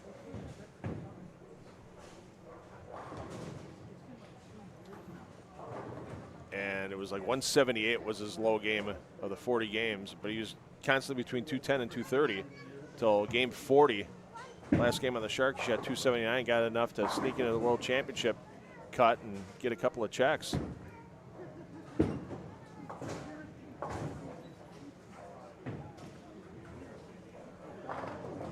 So we got the full fill out there by Russo. 269. So your player movement between game 4 and game 5. Skip 2 pairs, land on the 3rd. So Russo and company are going to go to 11 and 12. McCune and company are going to the ebb pair, 37 and 38. We'll take a peek in on A.J. Johnson during game 5. And we'll follow a couple other players as well that are near the lead. Appreciate everybody watching this morning with the PBA Celeste Walker Midwest Central Open presented by the Strike Shop. Once again, skip 2, land on the 3rd for your player movement. I'm $2 Phil Bryla taking you through the entire weekend. And we'll have B Squad hitting the floor at 3 p.m. Central Time today.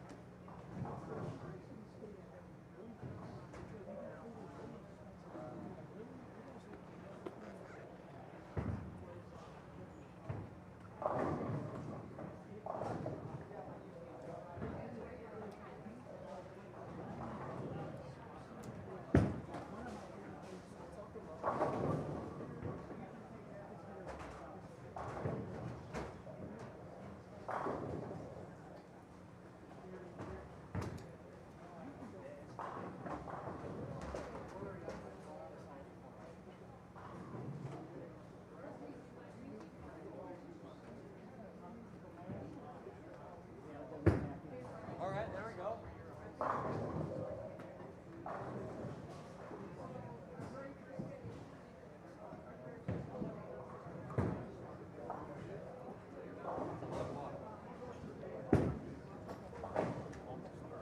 Yeah, I know, right?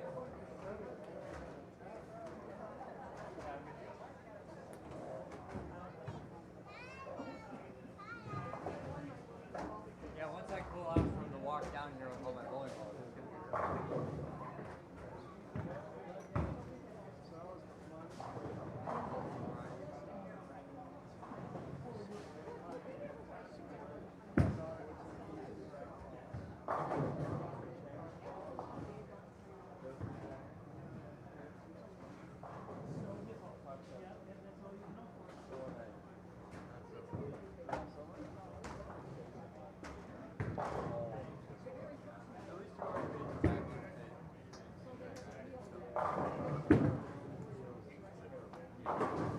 A day of rest might do this.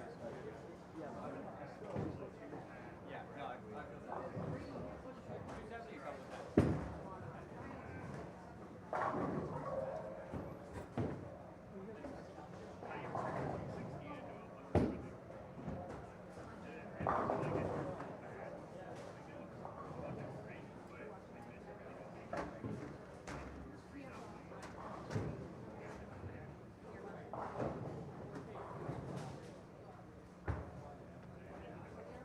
All right, let's Barlow,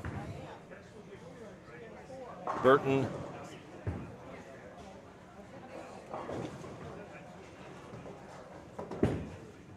Scholl, Hammonds. Barlow's your A, Scholl's your B, Hammonds your C, Burton your D on 3 and 4.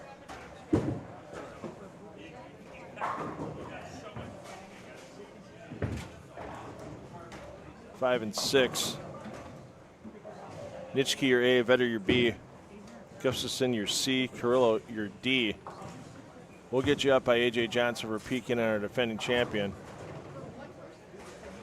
Once they're underway, A.J. this game up on 27 and 28. I'm $2 Phil Brilo bringing you through the weekend here for the PBA Celeste Walker Midwest Central Open presented by the Strike Shop.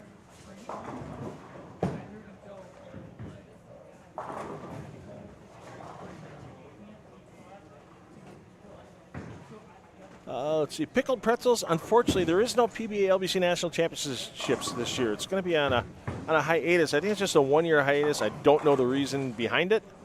I was just the live streamer. Loved that event. Loved seeing so many people from across the country come in and get their 6 games and be treated just like a PBA pro would when they're at a tournament. Moving lanes, recording your serial numbers of your bowling balls on your score sheet. It didn't matter your age or ability. We had some young players in the boys and girls handicap divisions that were in the single digits in age and double digits in average and still had great times with their chance trying to chase down scholarship money. So I'm really hoping as a fan, I really enjoyed that tournament. Just bringing in a ton of people from across the country and you never know who might be on your pair. I remember last year at Mount Prospect where two gentlemen were on the same pair with Natalie and EJ Tackett. How cool is that to be bowling your 6 games? And you're not bowling against EJ or Natalie. Natalie was in the women's classic division. EJ, obviously, the PBA Tour had their own division. Andrew Anderson took down that division and then also took down the PBA LBC National Championships Clash that I was part of the live stream team for at Thunder Bowl in Detroit last September. $25,000 topping off a pretty good season on the PBA Tour for Andrew Anderson last year and a pretty solid season this year as well for AA.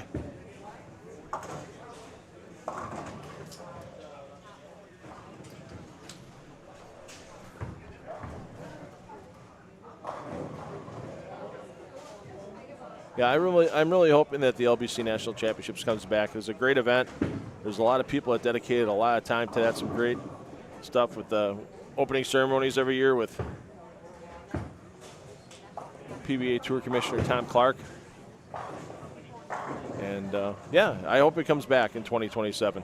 I hope to be a part of it. Even if I'm not a part of it, live stream or whatever, I will definitely find a way to be at that event on a weekend.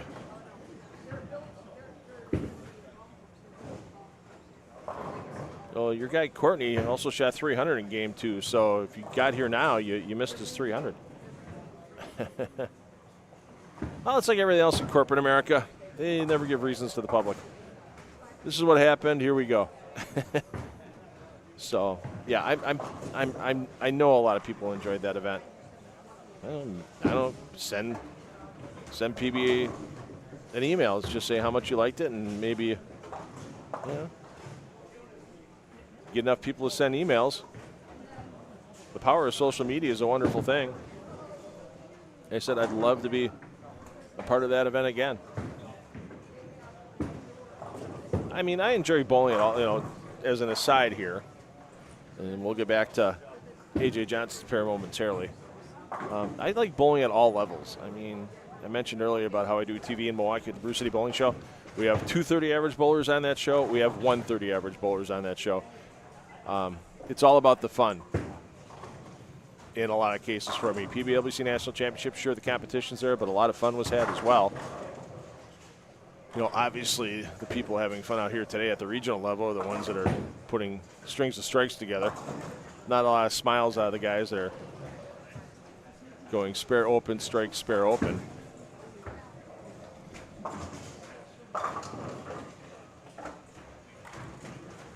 But yeah, I love just the fun of bowling. I've had my years of coverage at the highest level of professional bowling with the PBA Tour with extra frame and flow bowling. Those years were great. Do I miss it? Sure, a little bit. There's some solid crews that do it now.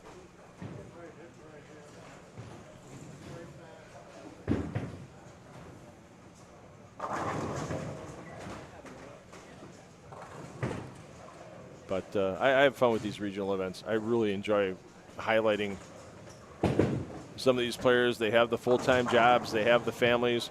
I mean, Vince Biondo is a prime example of that right now in the field. I mean, Vince, former Team USA, one of the greatest amateur players in the 90s and 2000s. You know, now his oldest son, Brandon, is a father himself a couple times over.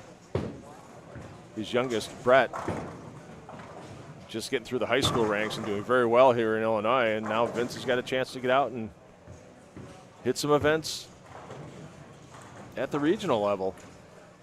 Having a great career. To help put the food on the table and the roof over the head of his family.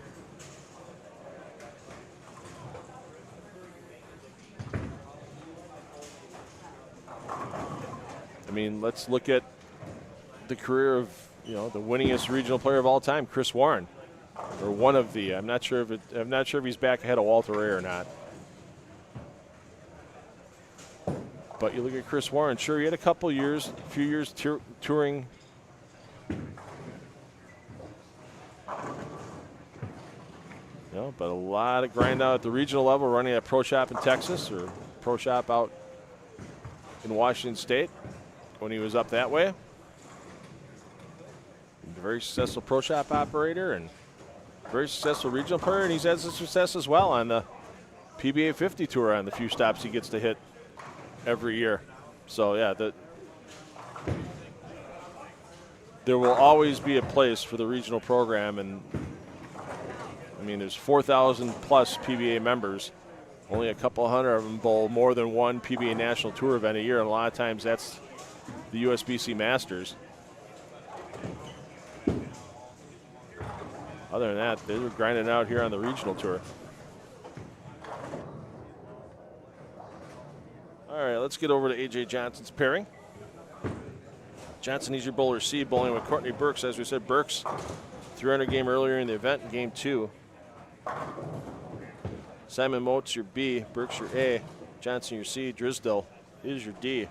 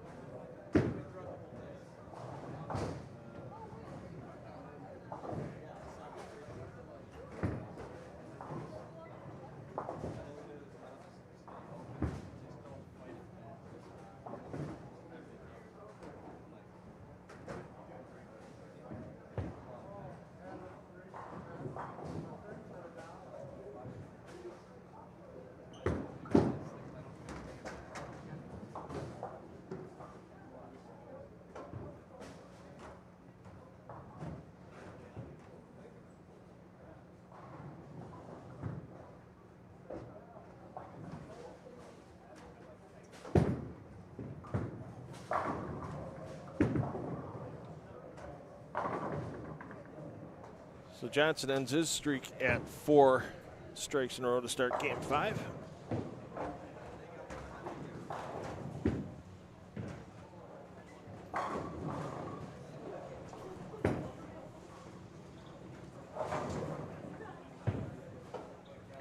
Your game 4 scoring update. Once again, you have that live scoring link pinned to the top of your chat. Joseph Woods Wiseman, your leader, plus 212.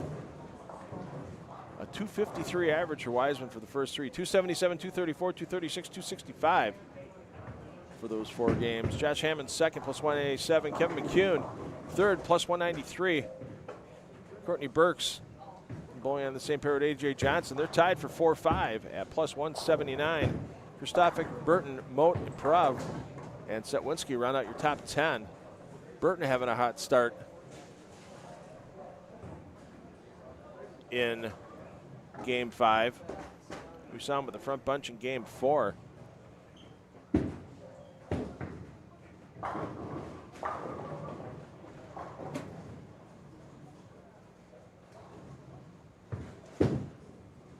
Burton strike spare, and now 3-bagger through 5. Down on 5 and 6 if you're a Ryan Burton fan. Once again, all pairs in play available to you.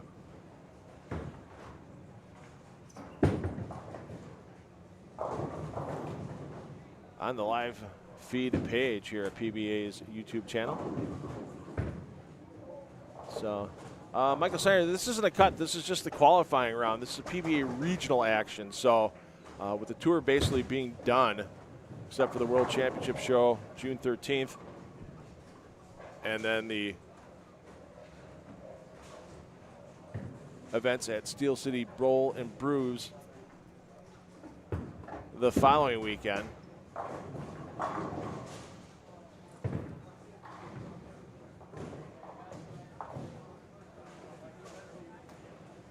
PBA Tour pretty much done for the season. I mean, there's still some big names to show up,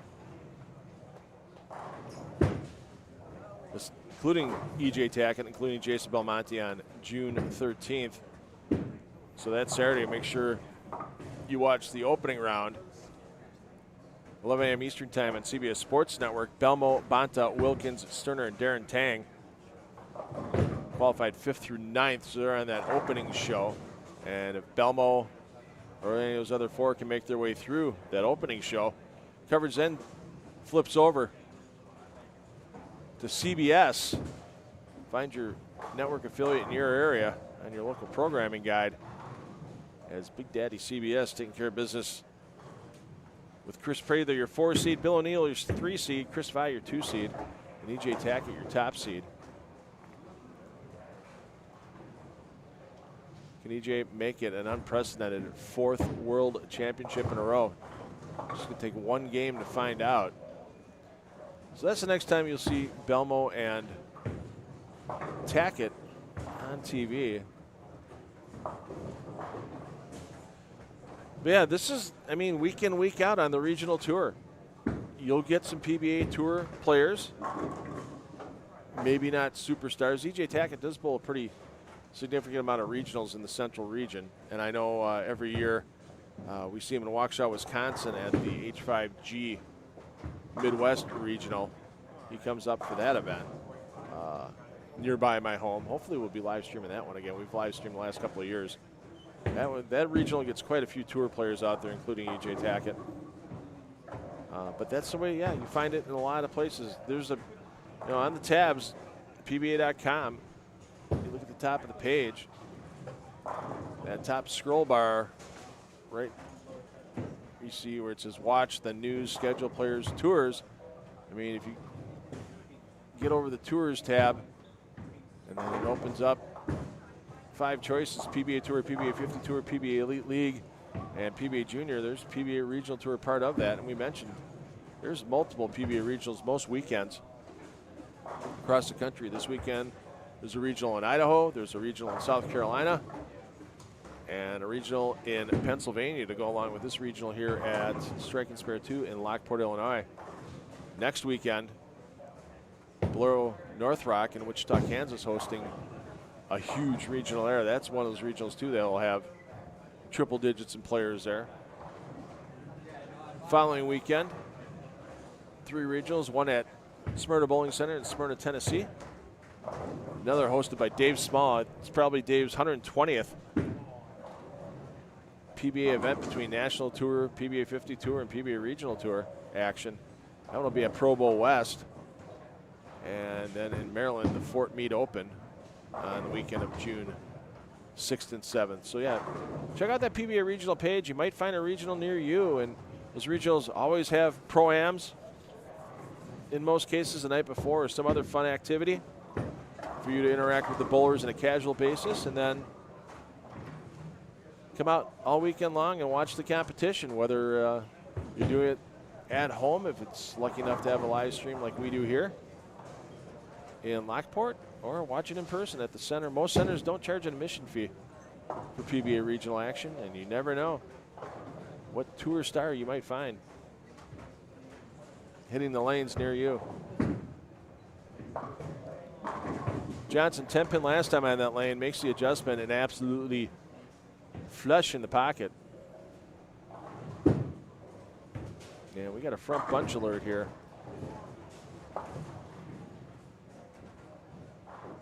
Over on 9 and 10, we're going to flip our coverage down there momentarily. As we have a player on the front 7.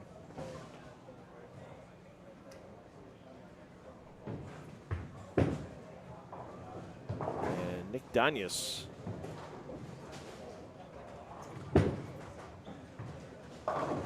Be taking the lanes momentarily.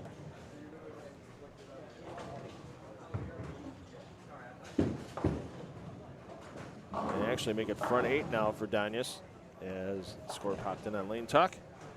Want to thank Lane Talk for our scoring graphics this weekend. And don't forget, if you haven't already tried Lane Talk Pro, you can do it for 30 days for free. Get all the details at lanetalk.com and download the app in either the Apple Store or the Google Play Store.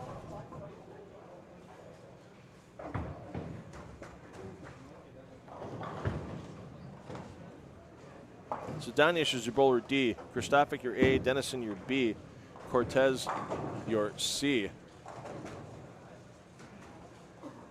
So you'll see Danius stepping up on lane 10 momentarily after Cortez finishes his foundation frame.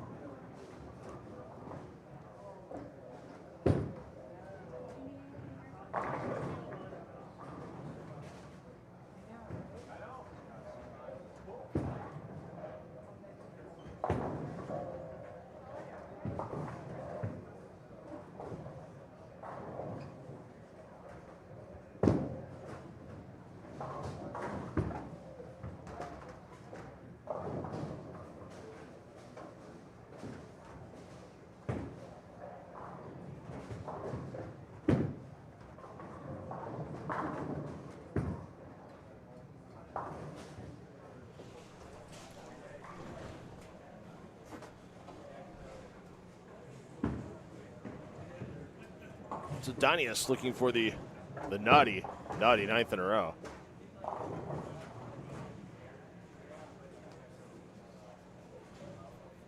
Danius currently 35th place at plus 52 for his 4 games.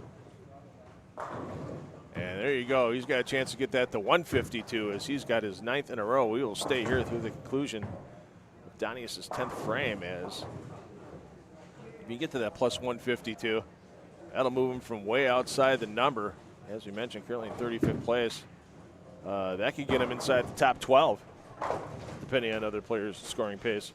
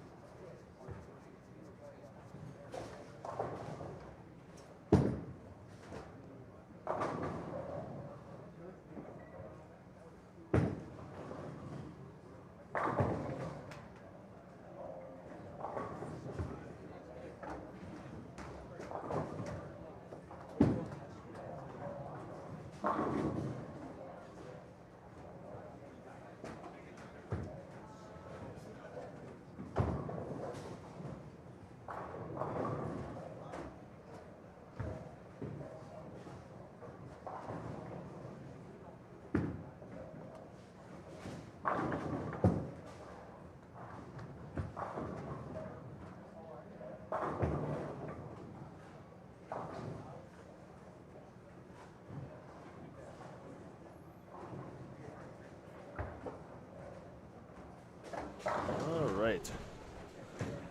Markroth 42 pattern applied before each qualifying round. Today, it'll be applied tomorrow morning before we start our 8 a.m. elimination rounds.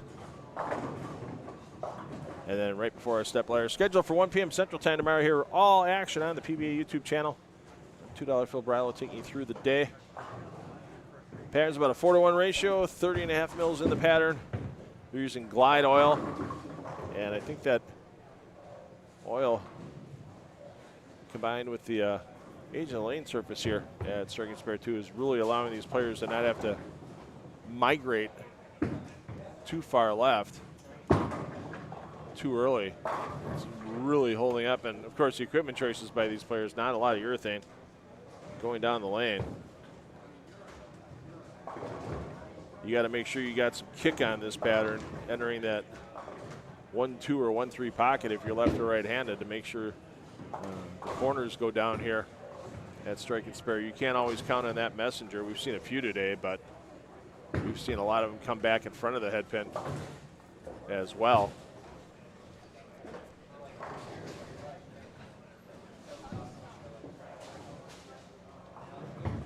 Appreciate everybody tuning in today for the action. I know we're going to have more and more people watching as the weekend goes along, and as the field becomes smaller and smaller. Top 32 advance to tomorrow after B squads complete tonight. Once again, they floor at 3 o'clock today. 8 a.m. tomorrow morning, 32 come back. Pinfall carries over all the way through up to the step ladder. 4 games at 8 a.m., cut the field to 16. 3 games right away after that, cut the field to 8. 2 additional games gets us our top 4 for that 1 p.m. Central Time step ladder. Austin, no Packy Hanrahan. Really, you know, if you're looking for the tour players, we've been kind of bouncing around them this morning. A.J. Johnson, Kevin McCune, Matt Russo are the TV faces, I guess you could say, from the tour that have made quite a few shows. Neil Crummell used to be a regular on the tour for a few years. Bailey Maverick as well. Bailey we've seen on a couple of TV telecasts. And then on B Squad this afternoon, Cam Crow. Everybody saw Cam Crow in Born to Bowl. And see, if you're looking for the star name on that one, Cam's the one. Trey Heinrichsmeyer, young up-and-comer, won the title here in 2024 for the Celeste Walker Midwest Central Open presented by Strike Shop. He's on that squad as well. Our host Chris Watson will be bowling on B squad. And the PBA Hall of Famer with Steve Jaros. Steve will be hitting the lanes, trying to keep up with the young'uns. Well, I've been talking a little bit about the potential 300. Just sometimes you let the action talk for yourself. And right there you saw him go high with 610.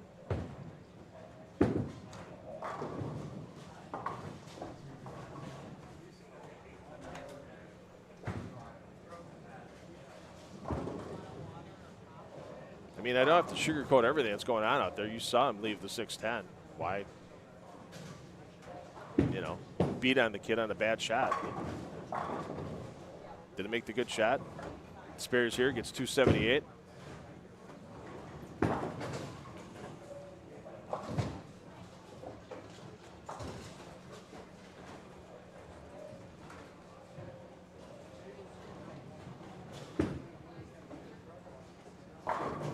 Sitting at plus 52 coming in, so he's going to get himself into the top 20 instead of sitting in 35th, but Donnie is still with a bit of work to do. Sorry,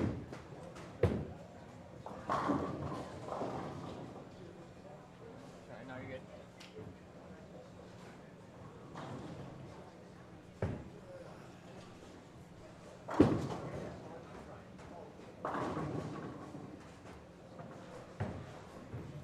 So your player movement from game 5 to game 6. Skip 2 pair, land on the third. So the players you see here on 9 and 10, they're moving over to 15 and 16.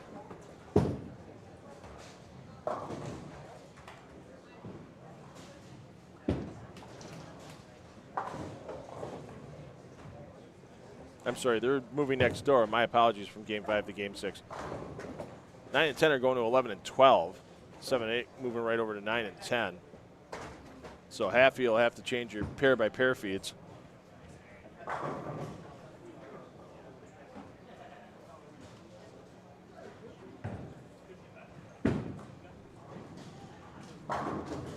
Well, the other half can stay on the same pair that you're on. If you're double tabbing us, all pairs in play available on the PBA YouTube channel. As we said earlier, a lot of people like watching their favorite bowler as they go across the house in one tab with the ambient audio from the pair, and then they keep assigning in the main feed. We'll give you score updates. We'll follow hot hands. And maybe even once in a while read a Wikipedia entry. So player movement as they all move one pair to the right. And Game 6 of this 7-game A-Squad qualifying block for the PBA Celeste Walker Midwest Central Open presented by the Strike Shop rolls on from Strike and Spare 2 in Lockport, Illinois. I'm $2 Phil Brylant taking you through the whole event until we have our step ladder and champion crowning tomorrow, 1 p.m. Central Time.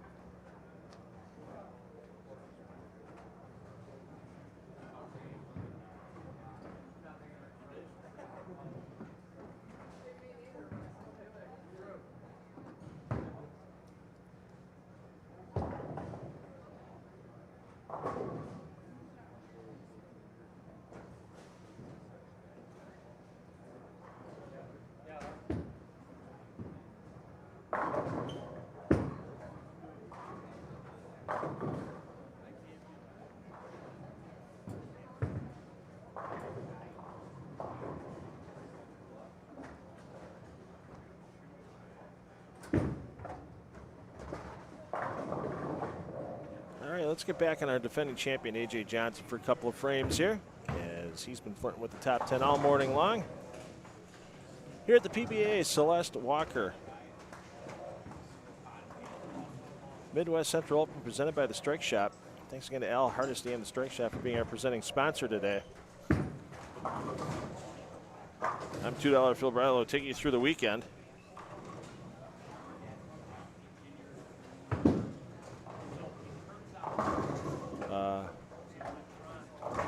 The regular value of me, no, $2 is always going to be $2. The only thing that's inflating is my waistline as I get older, so that will never change.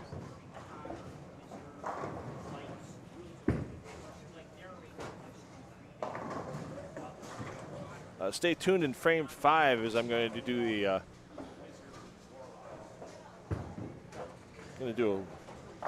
a reading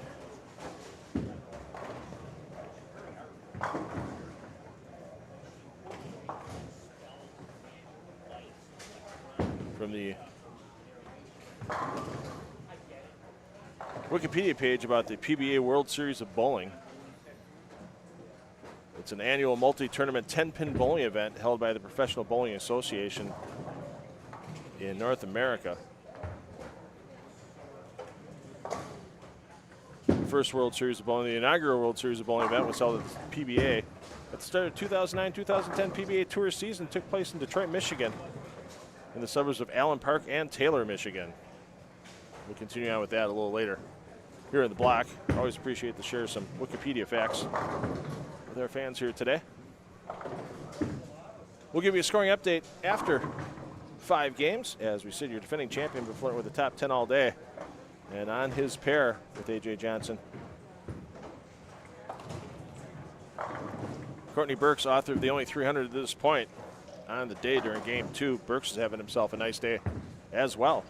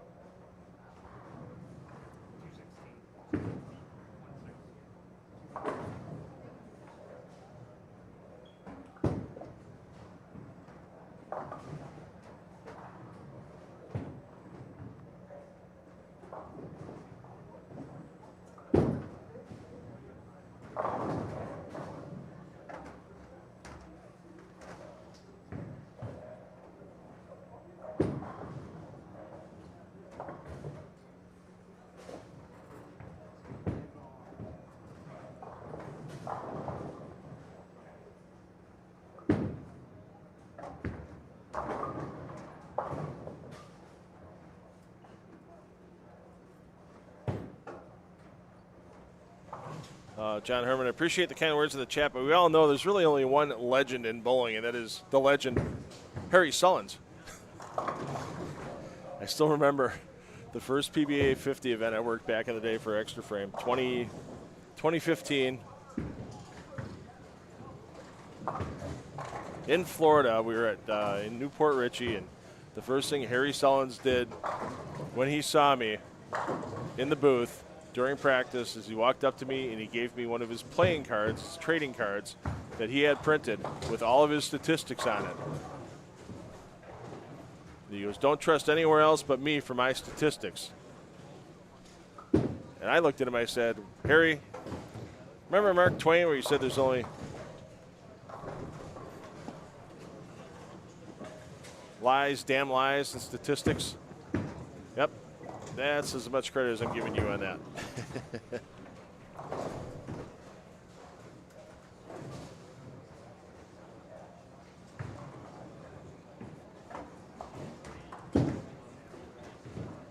Wow, that's the worst ball of the day there by A.J. Johnson. So, picket fence. At least he got the 6'10" out. We saw that earlier from a player. Name will be redacted, leaving the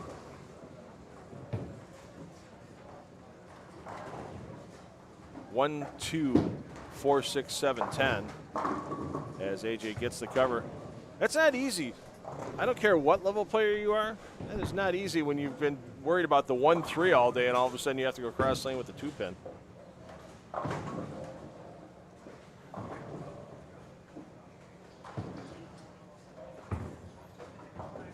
I appreciate the bowling advice there, FG Druzy. But we'd like to keep the chat a little more clear for people with questions and such. If you have questions, drop them in there. Be more than happy to either answer them myself or find somebody that can answer them for me. I'm a bit of a bowling junkie, bowling historian. But if it gets a little too technical, such as ball motion and such, that's above my pay grade, and I don't have a color commentator this weekend. It's me, myself, and I for your entire broadcast crew. I'm your producer, I'm your director, I'm your floor director, I'm your camera operator, I'm your play-by-play, I'm your graphics guy, I'm your gaffer, and occasionally I'm your waiter. Well, at least waiter for the booth.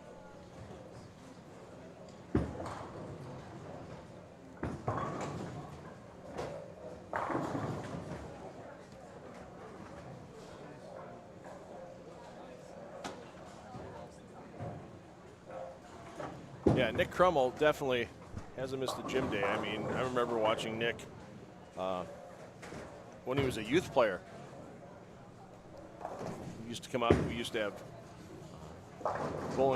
youth bowling TV shows quite a few weeks a year on Time Warner Cable Sports Channel, which then became Spectrum Sports in the eastern half of Wisconsin. And we used to get a lot of young players.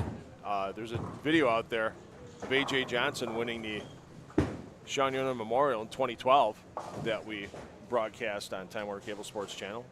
Parker Bone III handing AJ the trophy, saying, "Oh, I'm going to be retired before you get on tour, and it's a good thing." You know, Parker wasn't fully retired from the kids' tour at that point in time, but it was close.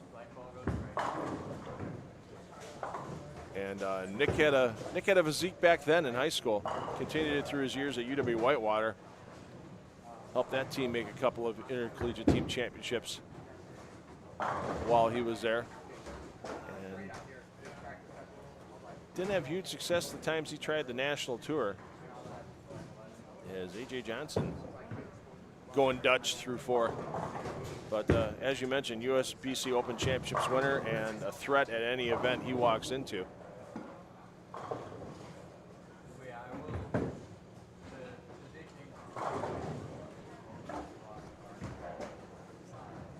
Your live scoring link, we got it pinned to your chat.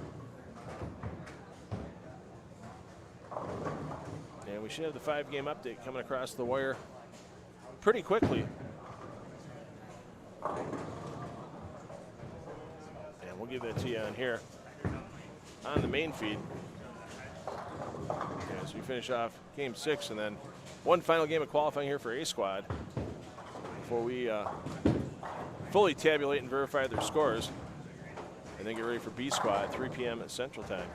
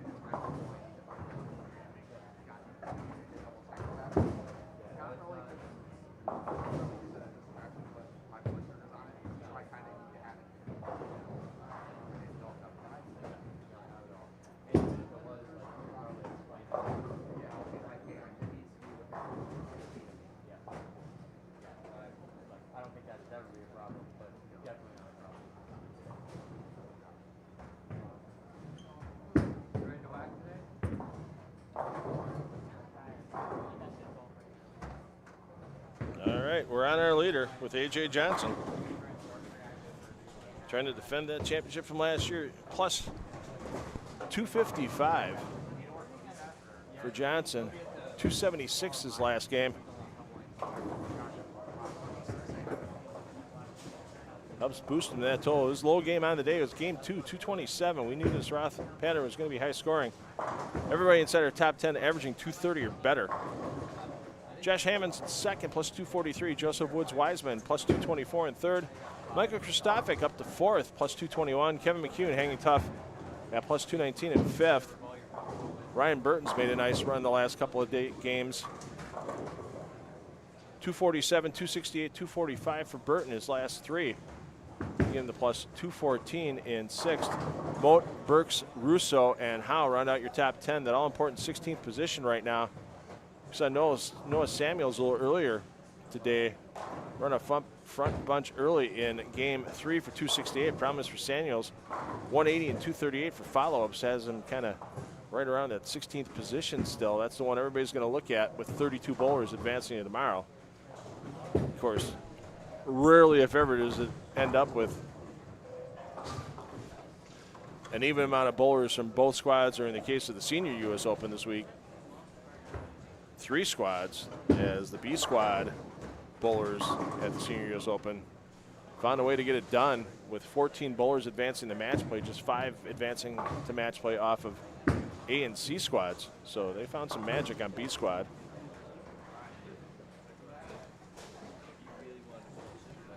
And that match play at the Senior U.S. Open starting to run its way through the opening of 24 games currently. That's on Bowl TV. Some of you might even be triple tabbing us right now, following your favorite player at the Senior U.S. Open. And then watching your favorite player here, and maybe even keeping us on in the main feed.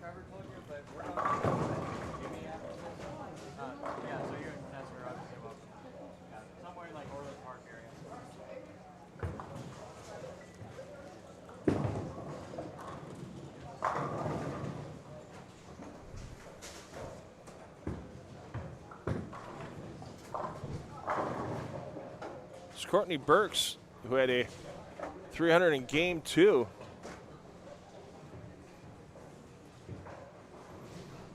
Running with the front 6 here.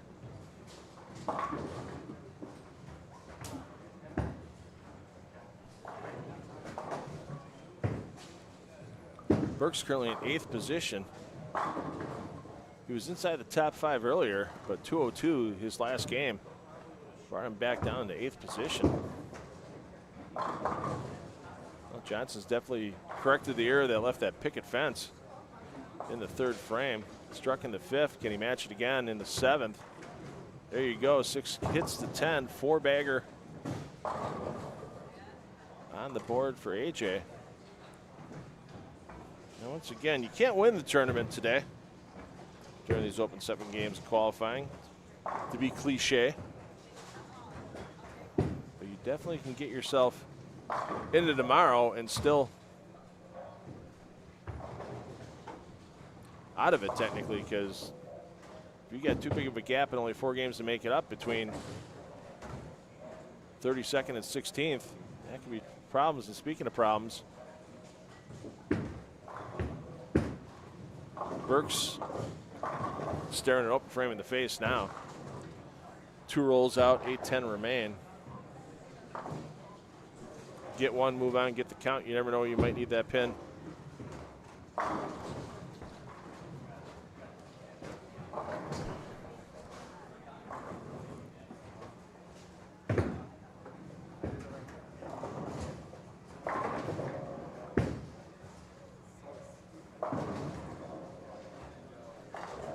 Well, Tanner, that's why we're giving you the bowler and what letter they are during the commentary here. And it's pretty easy to pick up with all the bowlers having names on their jerseys. What bowler is what letter? Yeah, we'd love to have it too here in the booth. It'd make my life a lot easier instead of having to keep glancing against my roster. Don't get me wrong, I'd like to see the names up to 2 just sometimes with the logistics of the event. It gets a little tough to have the lanes follow in an asymmetrical skip pattern.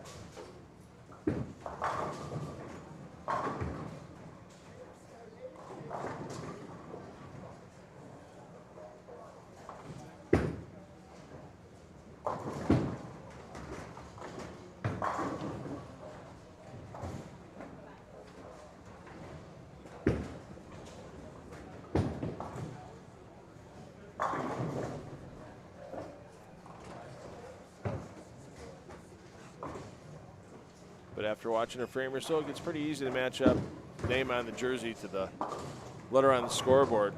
And once again, we want to thank our friends at Lane Talk for the great looking scoring you're seeing on all the pair feeds this weekend here in the main feed.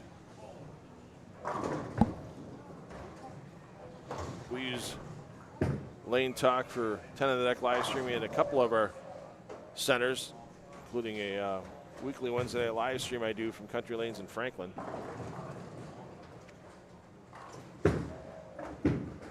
And a lot of our bowlers in that sweeper use Lane Talk to keep their stats. They like to know what scores they're throwing with what ball they use. And even if a center doesn't have Lane Talk, you can still enter your scores manually on the app and keep track of things, and they'll integrate it right into the scores that you have at other centers. So check out all the information about Lane Talk Pro and get your 30-day free trial on the app. Go to lanetalk.com. You can see all the centers in your area that have Lane Talk by just doing a geographic search.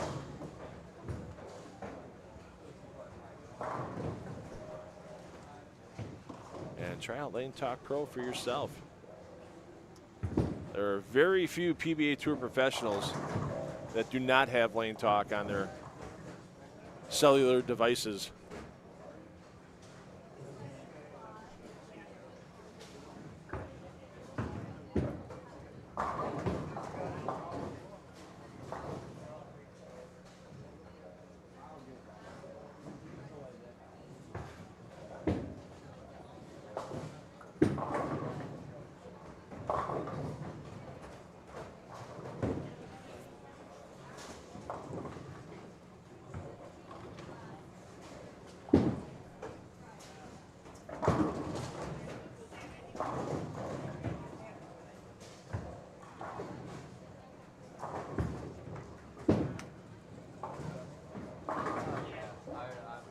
So as you mentioned, there's a couple PBA 50 Tour players in the field.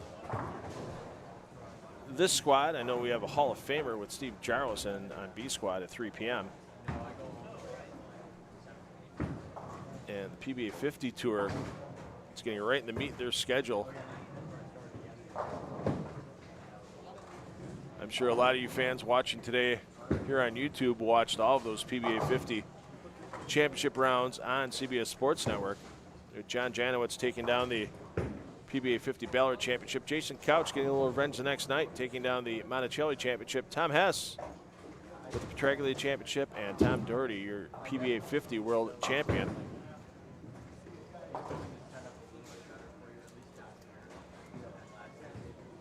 First player to hold on to both a PBA World Championship and a PBA 50 World Championship. To my somewhat fountain of knowledge. Of course, that could be wrong. I've never done the deep research on it. I just went off of what they said at the close of that show. So Andres Gomez, your defending champion, he's your leader getting in the match play at the Senior U.S. Open. Then the 16 over player is going to go right to Las Vegas for the Super Senior Classic at Sam's Town Bowling Center. The USBC Senior Masters follows for all players 50 and up at the same center. A couple days off before one of my favorite bowling centers in America, the Fire Lake Bowling Center in Shawnee, Oklahoma. Lots of PBA Tour events there over the years, and it's also the home of the PBA Southwest Region Hall of Fame. Fire Lake hosts several PBA and PBA 50 regional events every year. That'll be from June 12th to 14th. Then the big drive up to Anderson, Indiana. Love me some championship lanes in Anderson. Dave Smalls Championship Lanes Classic, June 18th through the 20th. Then a cut over the Hammond, longtime host. They may be reaching their 40th anniversary of PBA events pretty soon. At Olympia Lanes in Hammond, Indiana for the PBA 50 South Shore Classic. Then a break for the younguns on the PBA 50 Tour as the PBA 60 World Series of Bowling will run from June 3rd to June 8th. Parker Bones, defending champion of the Webb Championship. John Burkett, defending champion of the Roth Championship. So the PBA 60 players will be on the same pattern at Columbus Square Bowling Palace that we're seeing here today at Strike and Spare 2. And Jack Jurek is your reigning PBA 60 World Champion. It's great to see Jack on that PBA 50 Ballard show as he came up just short in the opening, or pardon me, the Monticelli Championship as he came up just short to Jason Couch. Well, I was on the purple one.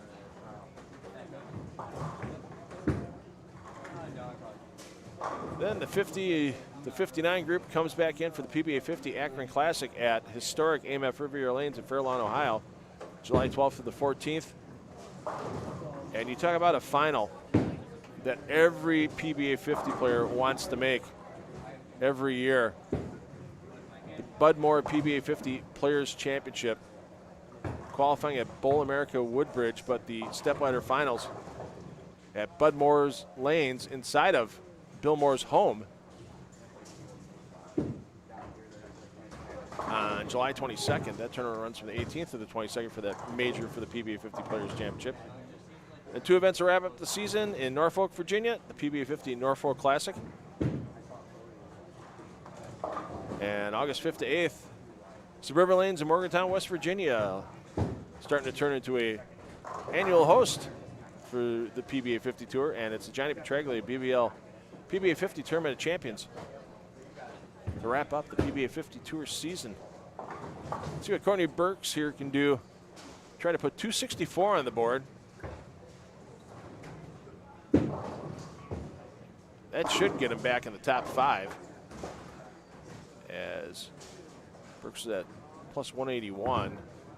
So 38 pins behind McCune. All depends on what McCune does, but definitely going to move Burks up a spot or two in the standings. Swings it back in. Splash it. And the chance for 264 is still there. So your player movement from game 6 to game 7 is a big move.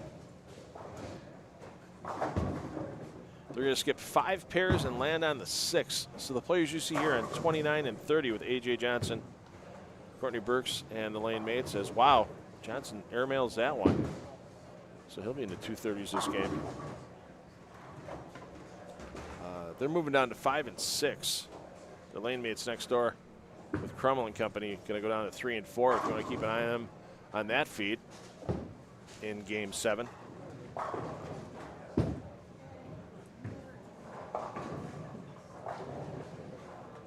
We have 5 pairs skipped, land on the 6th for all our players here in A squad, as we're going to be moving along from Game 6 to Game 7 with that big move here at the PBA Celeste Walker Midwest Central Open, presented by the Strike Shop. Our final game of qualifying for A squad hits the lanes after player movement, and B squad hits the lanes here from Strike and Spare 2 in Lockport, Illinois, 3 p.m. local time.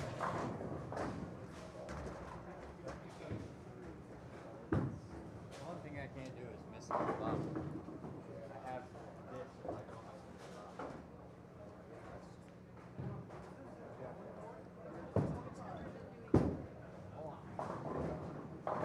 Yeah, just don't do that.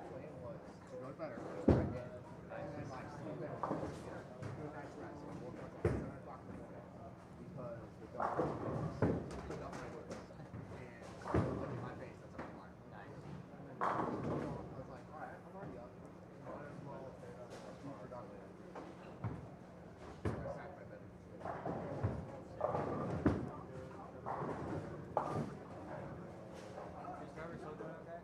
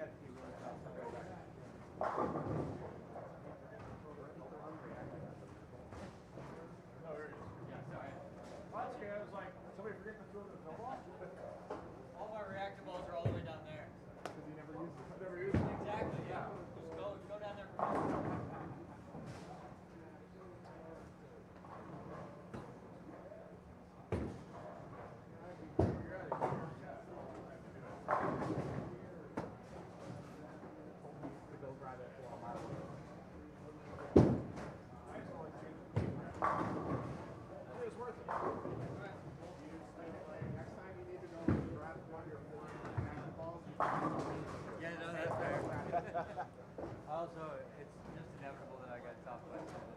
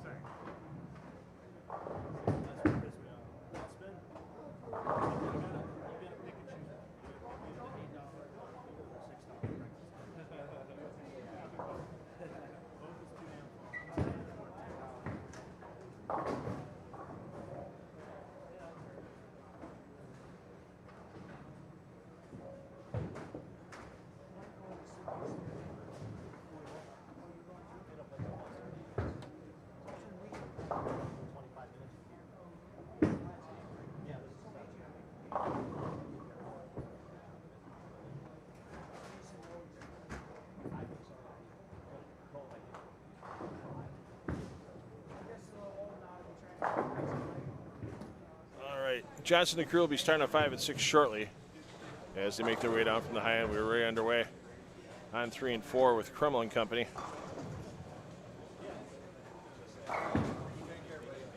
Kreml your A, Setwinski your B, Lunning your C, Vegetable your B, your D, pardon me, on 3 and 4.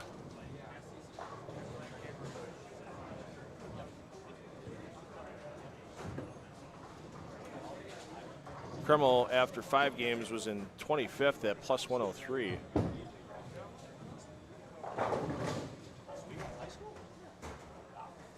Setwinski 27th plus 93.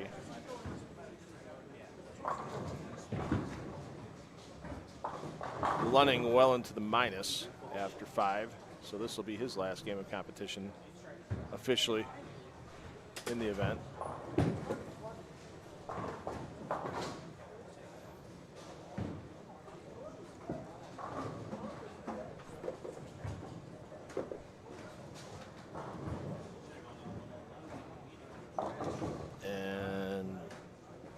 Vegetable is at minus 22. So this will be his final game of competition as well. Those are your players on 3 and 4. 5 and 6 will be once they're underway. Burks will be your A, Moat your B, AJ Johnson your C, Lucas Drisdell your D. Johnson and Burks having a heck of a day. Barring full disaster from those two players here in Game 7. They should be in our elimination rounds tomorrow morning beginning at 8 a.m. here from Strike and Spare 2 for the PBA Celeste Walker Midwest Central Open presented by the Strike Shop.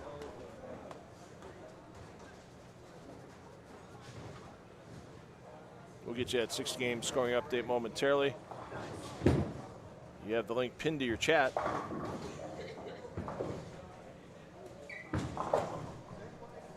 So you can follow your favorite player's score as they make their way through the remainder of this round.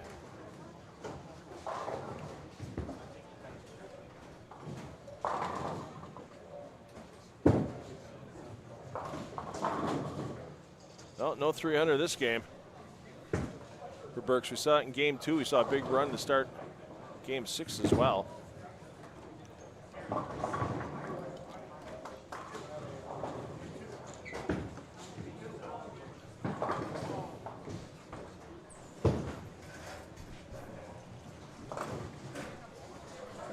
Setwinski on the front 5, unfortunately. Chunks it. 4-6-10.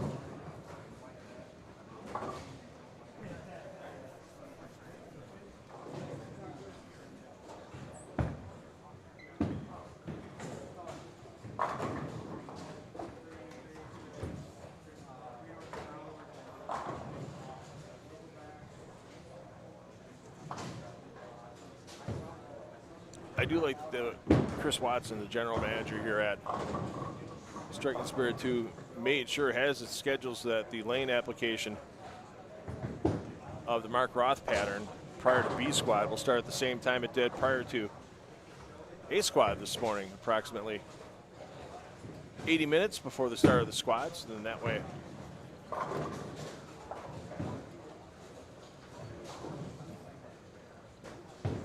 the bowlers in B squad are treated equitably to start,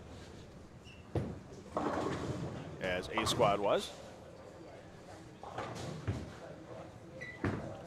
And one would think, well, A squad had a little bit of advantage. You always hear the term house shot memory out here. Well, not the case, as there was a full strip and clean done yesterday prior to the application of this Roth pattern for the practice session for the players.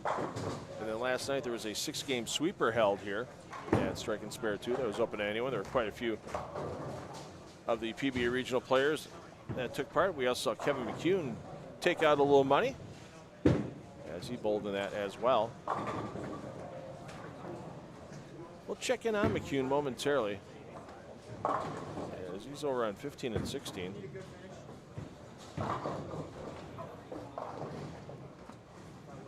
McCune started off hot. You can't say he's had 3 bad games, his last 3 games. They were 224, 226, and 225. Had a chance to chat with him between games. He goes, I just feel like I'm treading water. He goes, I had 2 of those games clean. The 226 had a pocket 710 in it. I'm throwing it good. I just need to find a way to get 1 more corner pin out each game, and hopefully that happens between 2 other ones. Because as we all know, with the Lewis Stein scoring system in bowling, strike gets you your 10 for that strike plus the next 2 shots. And every time you fail to strike between 2 strikes, that's a 21 pin or greater difference, depending if it's a spare or an open frame.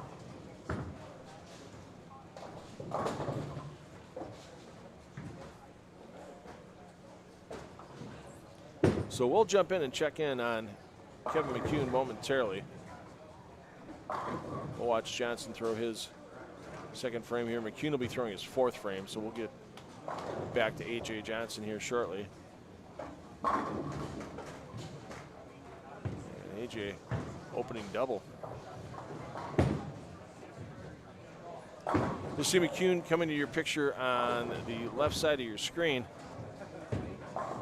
Lane 15, as McCune is your bowler C on this pair. Crosby Richter, your A. Michael Mossberger, your B. McCune, your C. Zachary Greer, your D on your pairings. Greer's had a halfway decent day as well.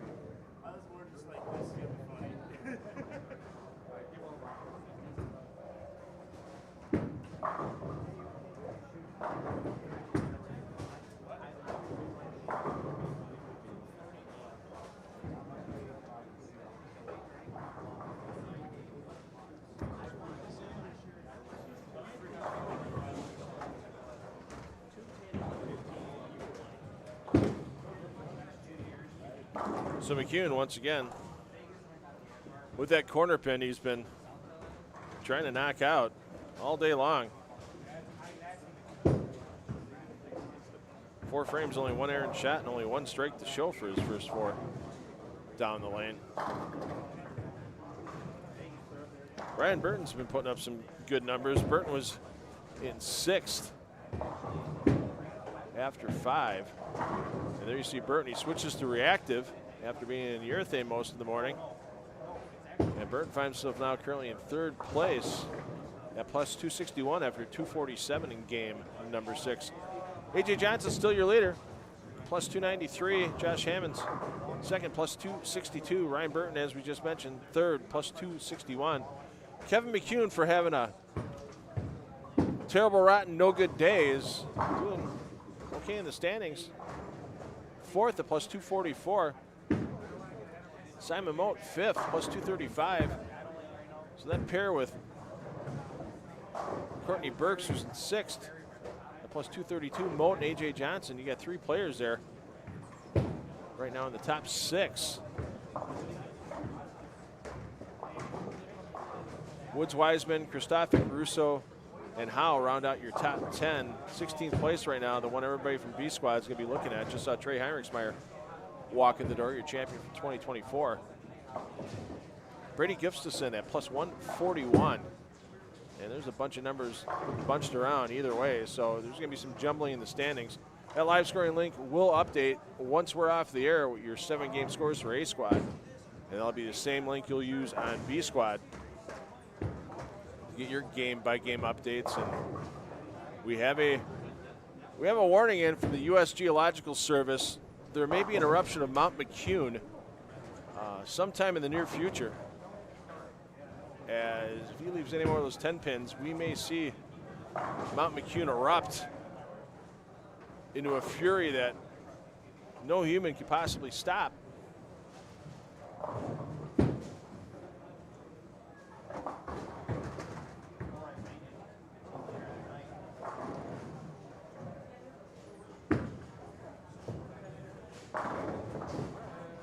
McCune stays calm, picks up the spare, keeps going. Let's get back over to A.J. Johnson here. Johnson front three.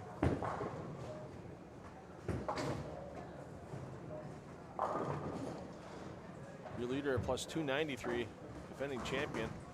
Low game of the day, 227 in game 2.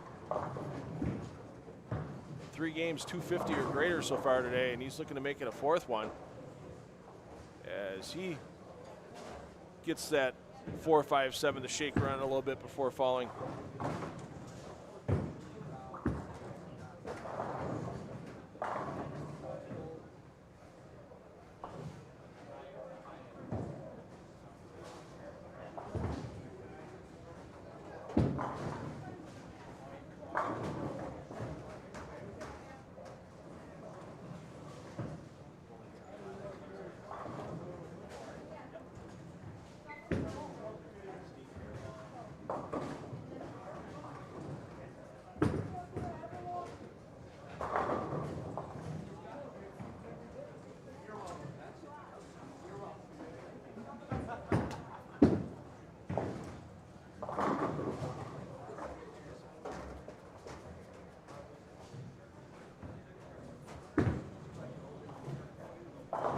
Players like Crummel are going to get to the lunch break a little early.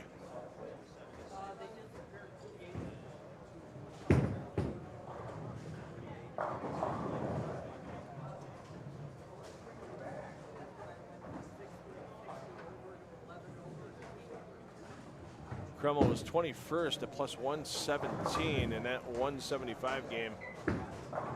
He's going to take away any chance he would have had to see action tomorrow. So if you're a Nick Crummel fan, unfortunately, that's the last you're going to see of him this weekend.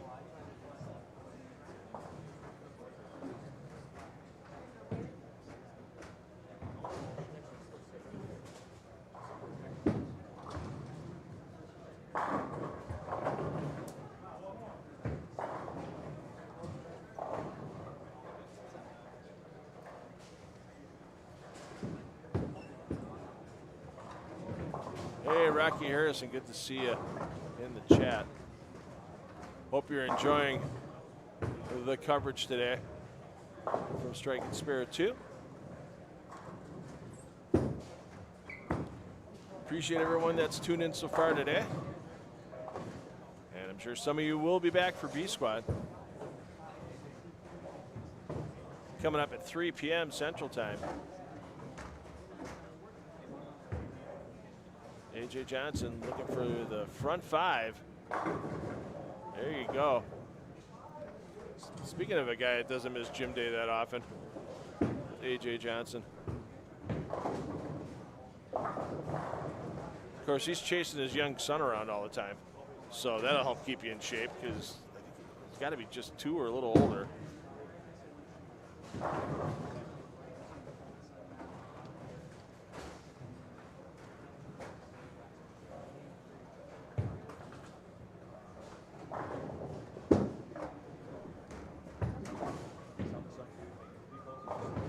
Take a peek in on McHugh's pairing again. No, we were on McHugh's pair. I apologize for the radio call.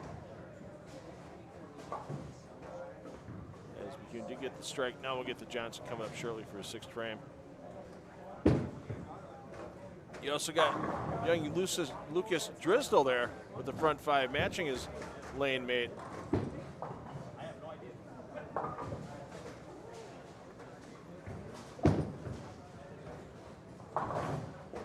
Drisdall plus 72, 34th on the squad. Even perfection might not be enough at this point to get him to see action tomorrow.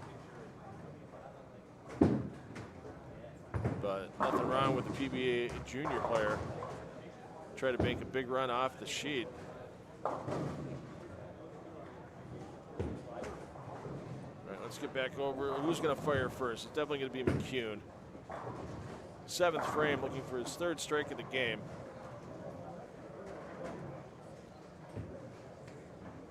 Stares it down, gets them all to go. First double. Here's a man looking for his 3rd double of the game. They're all consecutive, so that would be 3 times 2, still 6, according to my math. Nope. 6-pin says not this time, AJ. I'm going to take a nap.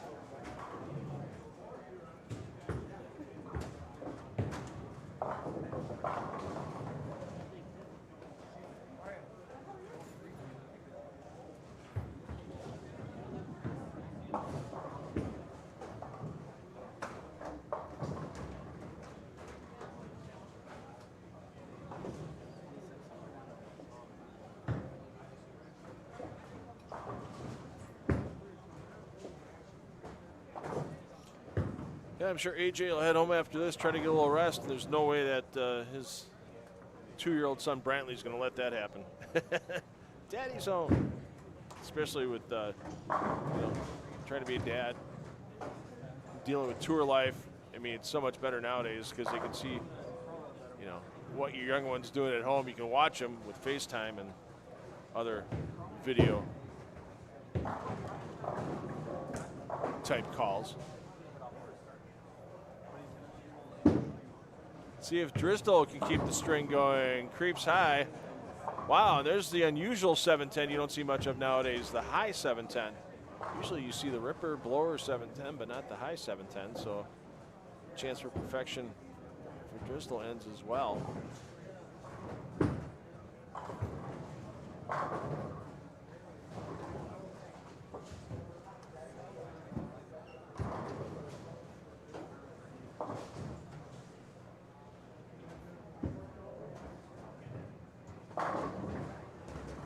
Great toss there. Let's get over to 7 and 8 because we got a couple players on the front bunch. We've got Billy Maverick and Vince Biondo. Vince in the hunt near the cut line. He'll be stepping up on lane 7 momentarily. On the front 6, Bailey on the front 7. Maverick currently 23rd at plus 115, so getting 100 here, kind of huge. And there you go for Biondo. Age no matter. He's at plus 93. He's one of those even with 300, you know, even depending on what B Squad does. It's definitely going to be a sweat for Maverick and Biondo getting out the last 3 frames here, and we will stay with them. We'll give you the radio call. Trevor Parav, he was flirting in the top 5 a little bit earlier. He's falling back down to 17th, and that open frame's not going to help things any. Started off hot, 243, 280, 227. But he's been minus the next 3 games, and that was what has him at plus 138.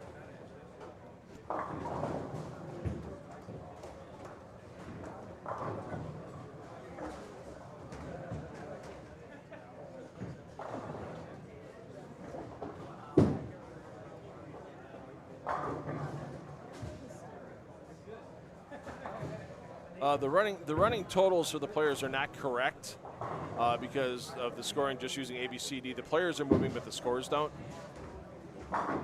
Just to simplify that type of thing. So if you want to see where a bowler's actually at score-wise, as we just mentioned for Maverick and for Biondo, use that live scoring link pinned to the top, and that'll get you all the bowlers' totals to this point. So Lane Talk providing us the scoring graphics, but with the asymmetrical moves and such throughout the house. A little simpler for the staff here at Striking Spirit 2 to just go with the old school, A, B, C, and D.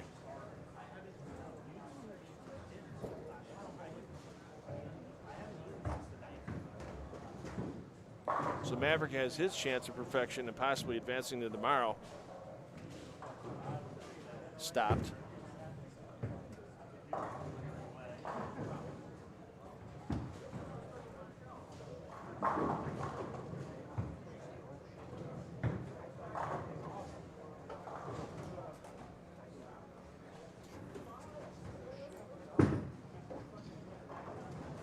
Does have the makeable spare though with a 3, 6, and 10.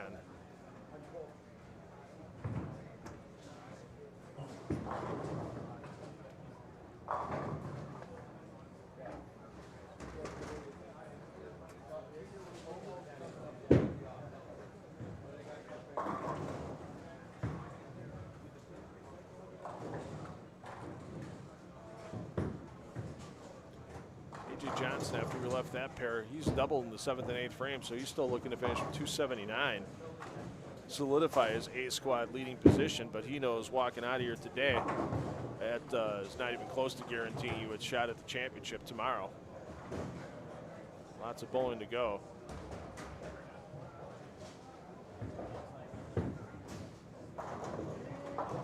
Eighth frame for Biondo.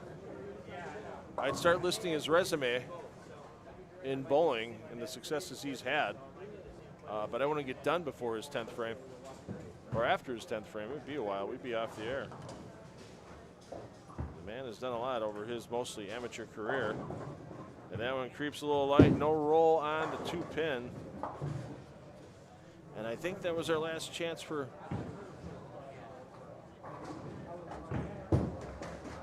perfection on the squad. No, there's a chance on 25 and 26. And that chance would, I believe, be by Matt Russo. So we'll get up to Russo momentarily here. Actually, let's get up to that pair right now.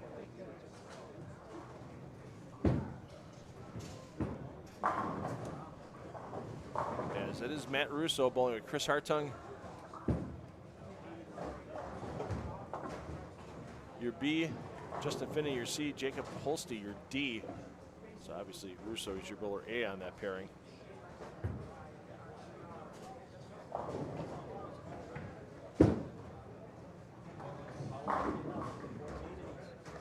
That Russo is our last chance for perfection on the squad. You see him stepping up on lane at 26 shortly. Russo currently sitting in 9th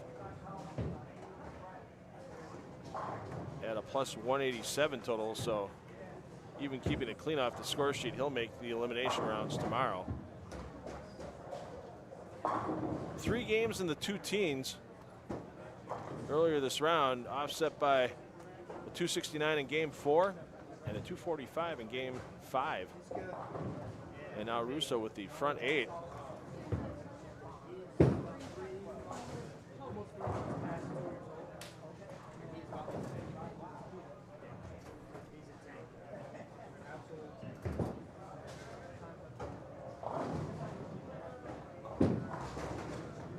Finnan at plus 46, so his competition in the event will be done after this game.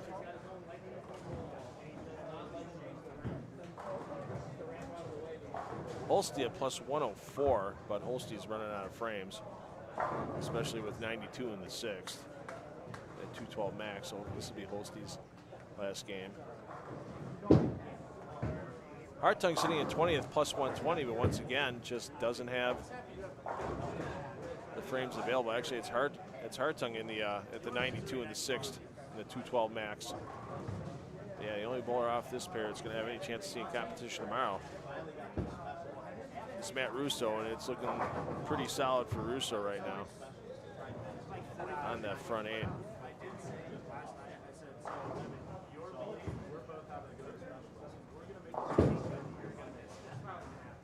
Cut line. I was guessing it was going to take about a plus 200 for 7, just under a 230 average, but it looks like the scoring pace has slowed down a little bit. You got to remember, you got to look at 16th place after A squad. So 16th place, because they're taking 32, 2 squads, 16 and 16 of all things were fair, right, and just in the world. That was plus 141 for Brady Gustafson. I don't see that cut going up 40 pins in a game. But some of those players, yeah, I mean, throw another plus 23 on that. That's his average at this point, and that's plus 164. So yeah, I think if you're leaving here at plus 200, you're feeling pretty good. If you're leaving here at plus 180, 170, you're kind of sweating because you never know how many guys on B squad might find something and whack them around a bit. So I'd say the 230 average, if you're walking out of here plus 210, even a little less than that, plus 200, you're feeling good making your way to tomorrow. Plus 180 might get a check, as they're going to pay 46 spots in this event. Only 32 bowlers will advance to tomorrow with a chance to win a championship. Wow. Oh, my goodness. Unbelievable bad break for Russo there. He hated it. And he gets a smash 8. Then he liked it when it got to the pocket, and then the smash 8-10. And something paralyzed the 8. My goodness.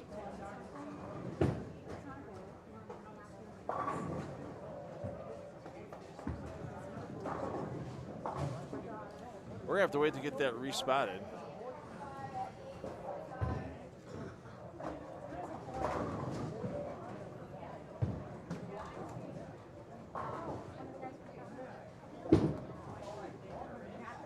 What a way to have your bid for 300. I mean, he didn't like it off his hand. And then the ball hit the 8 and slid it about 4 inches back into the right, or back into the left, pardon me, and then the machine knocked it down. So horrible break for Matt Russo on a not so great shot. Let's be honest. The 10 could have stood, the 8 could have stood. But to have that 8 pin hit by the bowling ball and stop. Wowza. Wowza.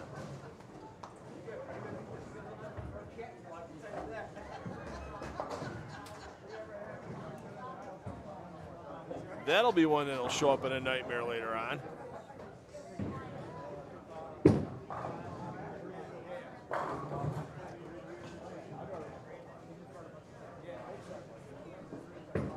That's just painful.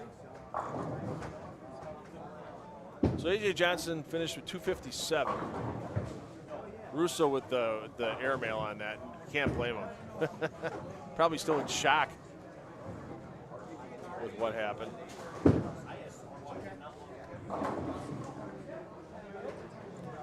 So 264 for Russo is the max. See if he goes 20 in the 10th.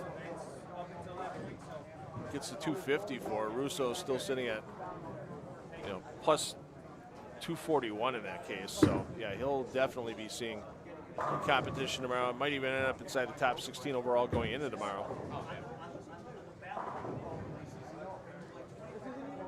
So we appreciate everybody that's been watching here on A Squad. We'll be changing rosters here. B Squad coming up at 3 p.m. Central Time, 4 o'clock for those of you joining us on the Eastern Seaboard. Cam Crow, Steve Jaros, Trey Heinrichsmeyer. Just some of the players you're going to see coming up on B Squad. Fresh application of the Mark Roth pattern will be had, and scores will definitely be shot with a lot of strikes out here on the lanes. We'll see you at 3 p.m., everybody. I'm $2 Phil Brylow. Parents take the kids bowling because we'll have fun for life. We'll let you enjoy the rest of this round with the ambient sounds and wonderful sights of Strike and Spare 2 in Lockport, Illinois. I want to thank Chris Watson and his staff for hosting. I want to thank Al Hardesty from the Strike Shop for being our presenting sponsor. I want to thank the PBA for hosting this 10 on the Deck live stream this weekend. And I want to thank Bowl TV and USBC for allowing 10 on the Deck Productions to stream and releasing the rights to us. We'll see you at 3 p.m., everybody.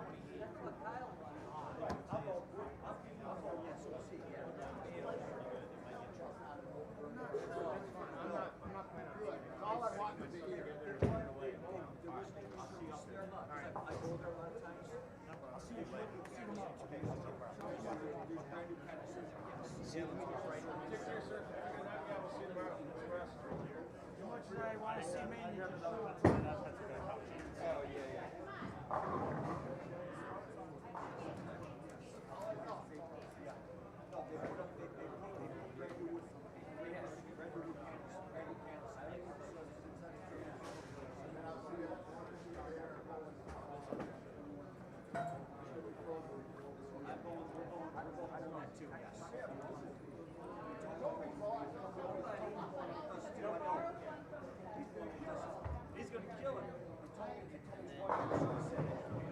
Yeah, because obviously one of you guys one of the kids back.